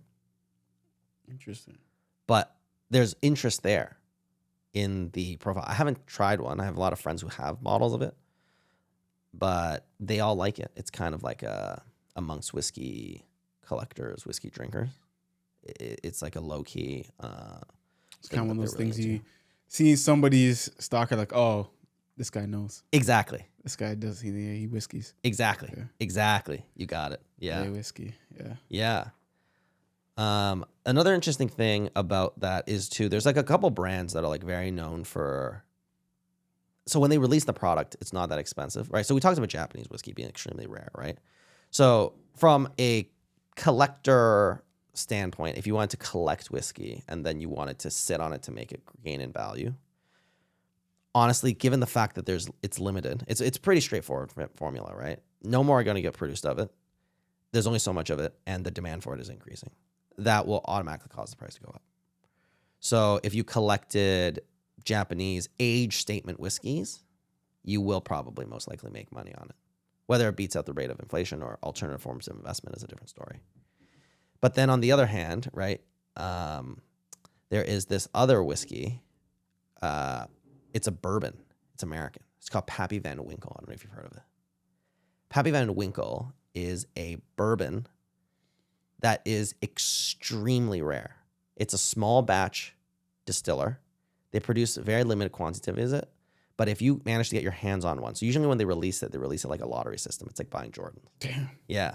But if you get your hands on it, the price is sometimes 5 to 10, even 20 times the price of the MSRP. Jeez. Yeah. So there's definitely like, There's a collector's market here. That's interesting. Yeah. Secondary market. But at least I feel like it hasn't disrupted the main retail market as much as, again, Jordans. Yeah. Or similar type of shoes, right? Yeah. Nowhere close. Yeah. Yeah. It's still a pretty, I would say, niche, not a hobby. The market is pretty big, but it's still a niche kind of like market. If you're talking about like beyond drinking it, right? Everyone drinks alcohol. For sure. So there's a lot of people, Well, not everybody. Not everybody, no. Right. But like a lot of people, the whiskey market also encapsulates people who get like not a rum and coke. Am I talking about? It's not rum. If you get, a Jack and Coke, or like if you get any kind of mixed drink, right? Whiskey sours, whatever goes in those are also very popularly sold whiskeys. Right. That impact the market size. For sure. But again, those won't be the ones that like you would look at and see at like whiskey tasting. No. Or in a collector's shelf. Yeah. Those are more broad consumer consumption whiskeys. Yeah. Right. They're almost like just formulated to be mixed. Exactly. Right. Exactly. That is pretty much all I had for you in terms of the journey. Damn, no, man, I appreciate this. This is wild. Part of me is like, we should do this every episode. But no, this is cool. I appreciate this, and hopefully my tasting profile hasn't offended anybody watching or listening. But I'm excited now to kind of pick your brain now on your experience in building, launching, and trying to get adoption for your own whiskey. Yeah. In China. Yeah. Like, this is wild to me. And again, man, like, you are, when I think entrepreneurs that I know, like, crazy. Yeah, let me not give too much of the story away. Why don't you, take us on that journey? Starting with, I guess, how the opportunity presented itself to you. Maybe your motivations behind why you wanted to get involved, and kind of take us through that journey and what happened. So I got presented the opportunity from a very dear close friend of mine who was my professor in university. He is also Chinese like myself. And he had this idea because he was working for a whiskey startup at the time, a Canadian whiskey startup.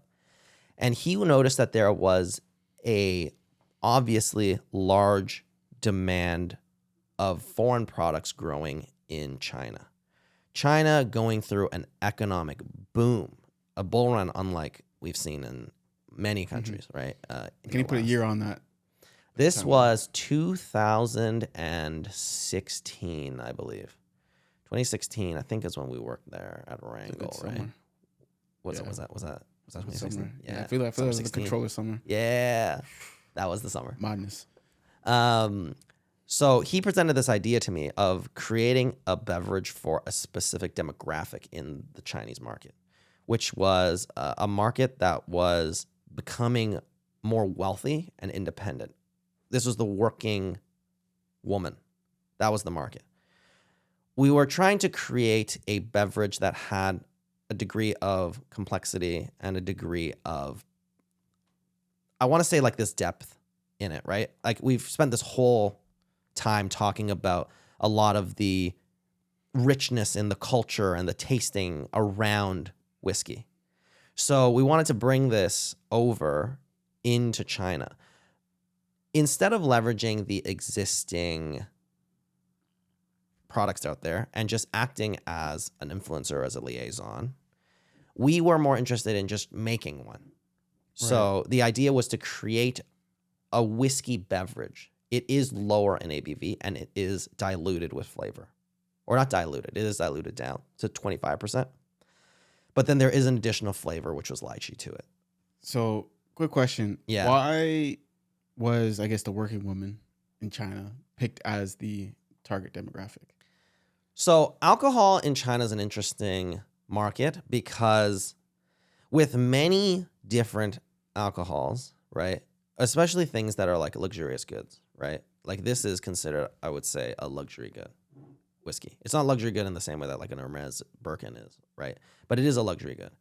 And when it comes to consumables, alcohol is pretty dominated by one company in China when it comes to hard spirits, not like beers and whatever. But the spirit is maltai, which is a government state-owned alcohol.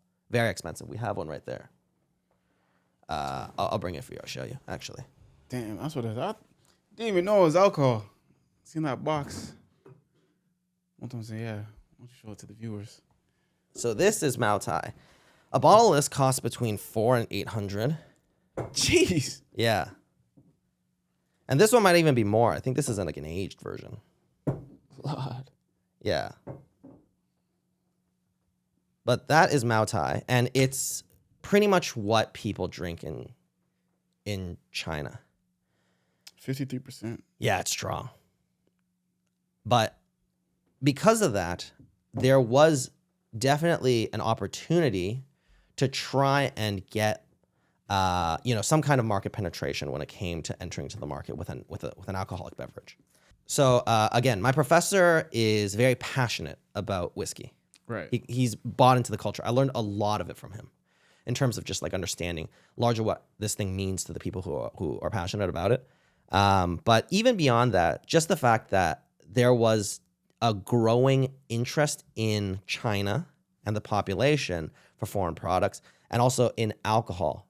The thing about whiskey that made it challenging that we learned over time, right, is that if you think about this session that I just did with you, right, it's a very private one-to-one, like it's almost like an education of me just transferring knowledge to you, right? But in order to do that into the Chinese market of people that don't even see people drinking like Scotch that much, you're kind of facing an uphill battle, right, in terms of the education.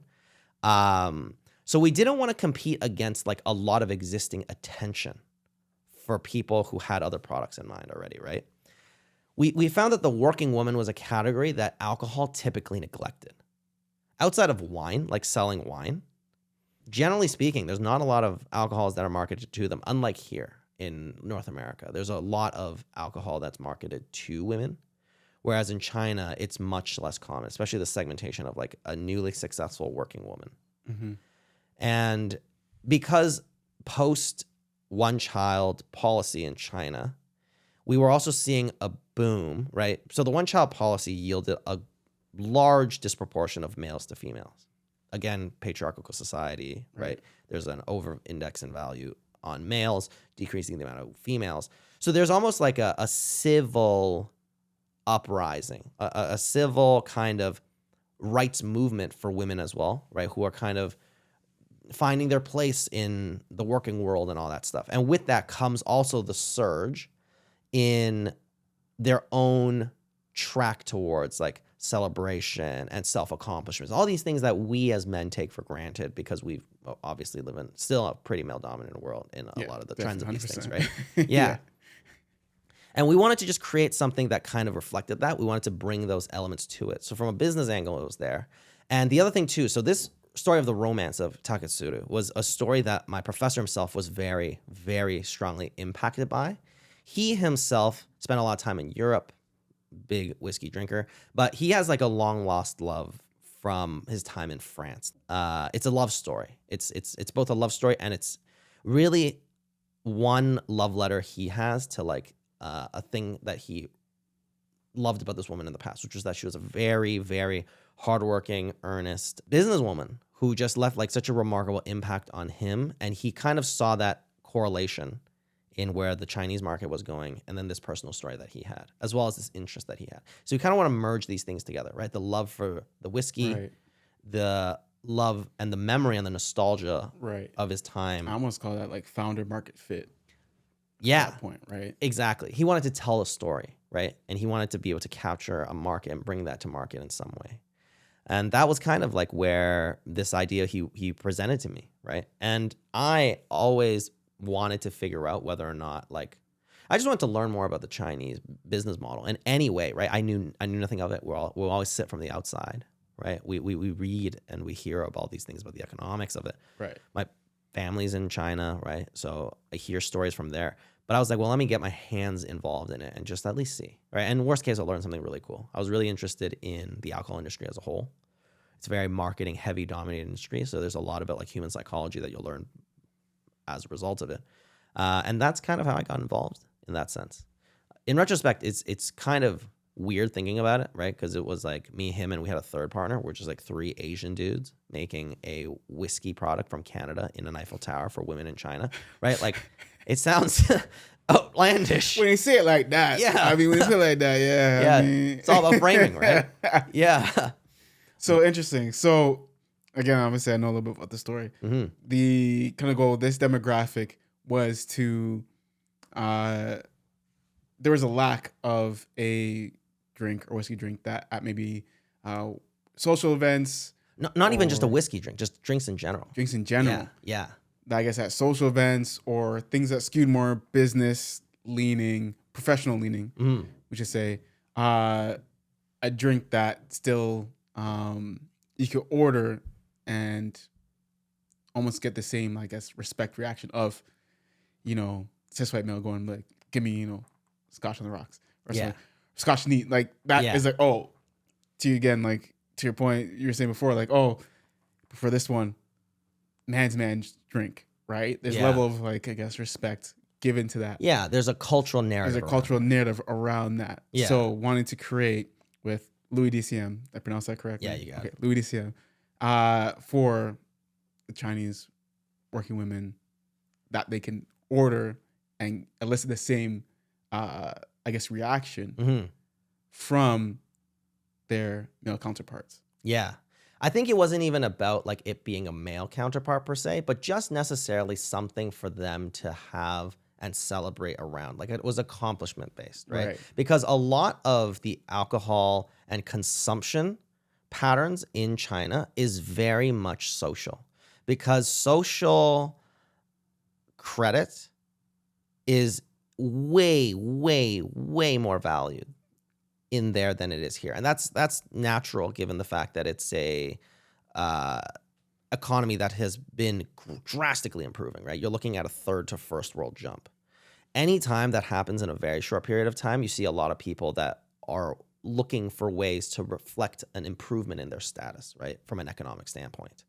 So in general, like a lot of products that break into China, and this was part of our study and part of what my market research revealed to me, was that breaking into China, the brands that really pop are the ones that people can have and then show off. If we talk about consumption-based, we here in North America, when you think about the ice cream brand Haagen-Dazs, when you consume it, right, you more likely than not, you buy it as part of your grocery run and you eat it at home, right? If you're going to eat ice cream. You're not a big I'm ice not cream going to guy, go know outside. No, I'm not.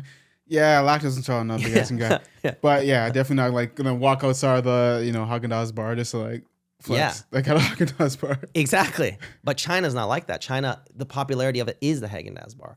It's the walking around with the cup, right? It's showing that, hey, I'm eating Haagen-Dazs. That, at least at the time, was much more of the trend, right? Right. So as a result, like the idea of drinking by yourself at home or drinking out of the public eye is not that common. Got it. So that was part of it too. That's why we were also going for like matching the type of market trends that were present, right? It just seemed like from a positioning standpoint that was the right way to go about it. Interesting. You say it seemed like. It seemed like. So this is the setup to trying to, I guess, this was all the research and all the assumptions and everything that was informing the product curation, I guess the packaging, production. So now you have physical products. Yeah. So honestly, we couldn't even verify if our positioning was correct, right? Because the industry, as we learned, talking to other major suppliers like Diageo's, et cetera, like people that worked like VPs in those massive alcohol brands and conglomerates, was that China was in a state where it was transitioning. Most companies were burning a lot of capital. Like pretty much they were making no money. In fact, they were in the red oftentimes in China because what they were waiting for was the shift to happen, right? Where a mixture of legalism and also like just general market appetite and interest and education hit that point where people became more interested in outside alcohol products, right? Like to the point of being self-driven rather than like it being constantly marketed to you. Right. So sorry, what's this one called again? Moutai. Moutai. Yeah. So because Moutai is the market leader, Yeah. to your point, by and far, Yeah. By and far. that's the standard you're drinking. Yeah. They're waiting for the shift where, okay, maybe someone's not looking for Moutai. They're looking like, okay, what is the foreign market saying Yeah. in terms of beverages as a whole or just alcoholic? Stuff in general. Stuff in general. Yeah. Like there are obvious things that are really popular, like luxury goods, right? Right. Like we know things like Hermes, Gucci, Yeah. right? Whatever. They're Sure. popping. Yeah. Popping in Asia, in China specifically, right? Yeah. But like alcoholic beverages specifically, that was what they were waiting for as well, was for people to start to get there. Because like when you first begin in terms of like, what am I going to flex with, right? You're going to buy a Rolex. You're going to buy a Birkin or you're going to buy a Chanel purse, right? Like you're going to only after you hit the things that like is most commonly associated to success, then you're going to start deviating into the other aspects that. Right. Everyone's got this watch. Everyone's got this purse. Exactly. I need something different. Yeah. That's the mentality that they were you're waiting assessing. for. Yeah. Okay. So that was the thing for them because what they wanted was that they were like, we just want to hold market share. We want to have as much stock. We want to buy shelf space. We want to buy up as much import space, like whatever we can, so that we're waiting for the market to turn because whoever does suddenly gains access to $1.4 billion population, right? Right. Which is like a huge market. As we were talking about, even with India being the largest whiskey consumer, right? It's just, it's just the population density is there. So that was the thing. And the way that people were spending money was that China is not very well regulated yet, right? It's on the come up, as we know from third world to first world transition. A lot of countries need time for the legislative, legal, kind of like even the culture and the behaviors around that stuff to increase. Most third world countries respond in a lot more of a interpersonal style of business. Meaning that if we're doing business, it's not going to be a contract we sign that makes me trust that you and I are going to work together. It's going to be based on the fact that we have a relationship and I trust you, right? Because legalism and these documents are only valid if there's a governing body that we both put that trust into will enforce the fact that this business is going to go through the way that the contract is designated. Right. We have that because we have a culture as well as a strong legalist body that exists in North America and Europe. That does not exist in China and a lot of these other like emerging markets in the same way, right? So that was another thing. So what this means is that you have to be on the ground establishing relationships between every step in the chain because it is a supply chain problem, right? The moment that product lands on the actual port in China, it's relationship time.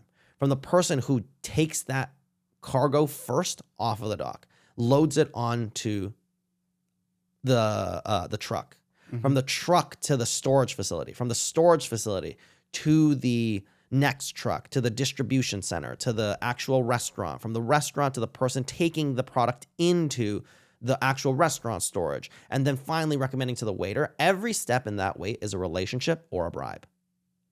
So because there's no governing body, it's so relationship based, it's so hectic, it's an emerging market, right? You need somebody that's on the ground and figuring that stuff out. And there's thousands, millions of voices telling you, I'm the guy that you should work with. And you don't know if they're a scam or if they're real, right? It's just so complicated. And that's not even touching upon the influencer marketing piece of how China's dominated by like their product consumption habits, right? And product exposure habits. You were breaking down for me at one point the way consumers will shop for things, and even in terms of like just infomercials. Yeah. On TV. Yeah. For example. Yeah. So it's not infomercials per se, but one of the things I guess like the shopping channels maybe. So influencer marketing in China is drastically different.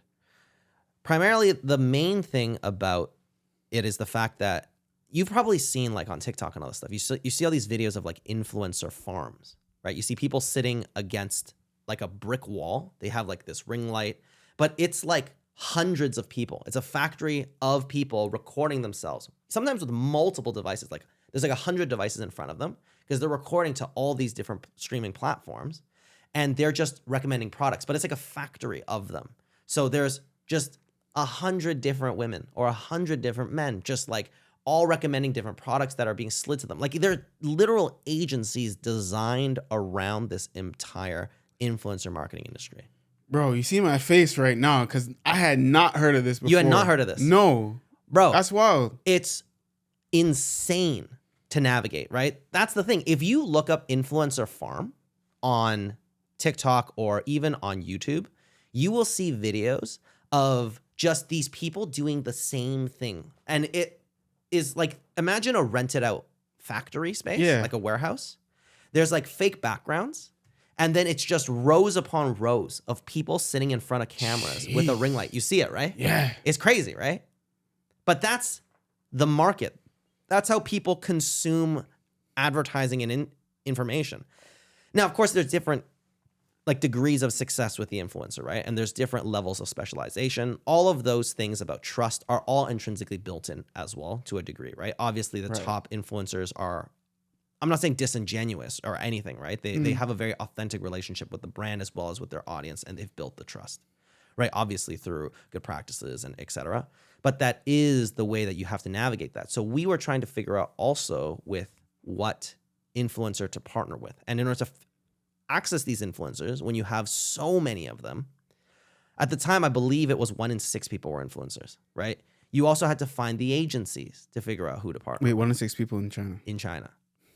Jesus. Okay. Right? Like attempting to do it. Right. No, that's wild. Yeah. That's still a wild stat. Yeah. Can you tell me again, 1.4 billion? Yeah. Yeah. 1 out of 6. Yeah. Were either influencing or attempting to influence it. Yeah, exactly. Crazy Wild. numbers, right? Wild. And that was the thing. Like everything we were trying to navigate in it required essentially somebody on the ground, understood the culture in just that city or even in that industry. Because city by city, there's a lot of differences. China actually, when it comes to like bringing products into it, whether it be import or export or distribution, whatever, right? They tier the cities. Tier 1 is like Beijing, Shanghai, Shenzhen. We're talking about like major economic hubs.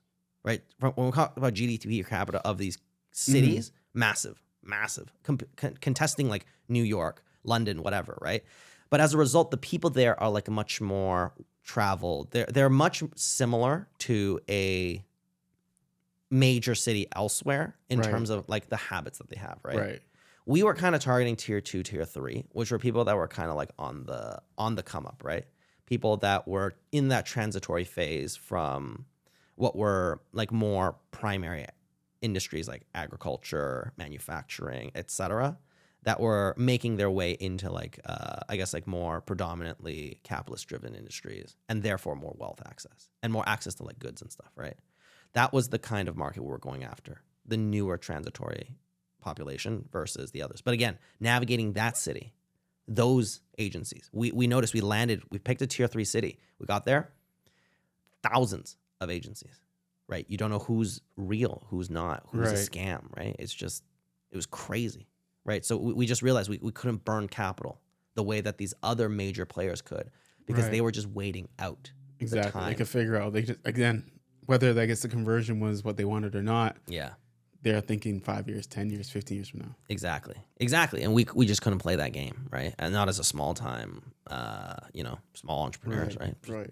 Was not possible. So that was the thing that we learned. At least there were multiple factors, right? We couldn't burn it with capital, so we didn't have capital. That's one of the 3, right, resources that you can have. We didn't have human resource. Like on the ground, we had one guy, but he was not really that connected, right? As one person, you know? Right. It was just a Herculean effort, right? Mm-hmm. It's not to say that didn't spark like such an interest, right? And again, we didn't even get to validate whether or not it was true or not. So how much capital do you think you would need, like for these agencies? Yeah. Did you get like an average like? So because there's so many, fee? and there's such stiff competition, there's lots of different models that they present to you, but also because, again, I mentioned, right, it's not really legalism based. Mhm. A lot of it is relationship based. A lot of times people might just be like, hey, you know what? Like, I know this guy. He helped me out before. I'll do this work for you for free, or at a massively discounted rate, right? Right. Or it's like, I'll give you a rate where it's not like a fixed fee. It's a percentage of the sales you do, right? Which can work, right? But a lot of the times, the challenge wasn't in the fee. It was in knowing whether or not the person you were talking to was actually somebody who knew how to do the work, like, and was actually Right. connected or not, right? We just didn't understand the industry. We didn't understand how to navigate it. Even still, I don't really understand it, right? I never actually got to that phase where we were able to execute on that half of the business. Right. Yeah. Interesting. So I guess what would need to change for you, I guess, a professor, to then pick up the business idea again? And We need a brand activation specialist that specializes in alcohol, right? Or some kind of adjacent thing of bringing in a foreign product right. and then activating that brand, Right. right? That's close enough that we could trust that their experience helps us leverage to They need a some track degree. record that they can improve and show. Yeah. Fair enough. But it's a really interesting industry, alcohol in general. Whiskey Right. specifically, I think, Right. has a very particular audience and customer base. But it's such an interesting product because, again, this idea of it being better or worse, I'd say any food, right? Any consumable. It's very much, I mean, it's subjective. At Yeah, the end of it's the day. And I subjective. think in that there's opportunity, Mhm. right? And I'm very interested in, again, doing another episode on wine, and I think there's Cigars. another one on cigars, but even the non-alcoholic beverage that market. I think that's so going to be interesting as well. Because I Yeah. think there's a lot of consumer behaviors that are driving the consumption behind these products. And depending Yes. on who you're trying to target, will present a lot of different opportunities. Yeah. In terms of building companies and different ways to provide value to them. Yeah. So, yeah, I'm interested to explore those almost from like a. I think even understand the Reverse consumer thinking. habits, because Yeah, the people for sure. drinking them are not people like me. They're not the primary leader in people switching to non-alcoholic spirits. No, yeah, it's different. Yeah. Again, yeah. So that'd be very interesting to explore. Because I think, again, the human psychology behind it, Yeah. that's, that makes me excited to dive into Yeah.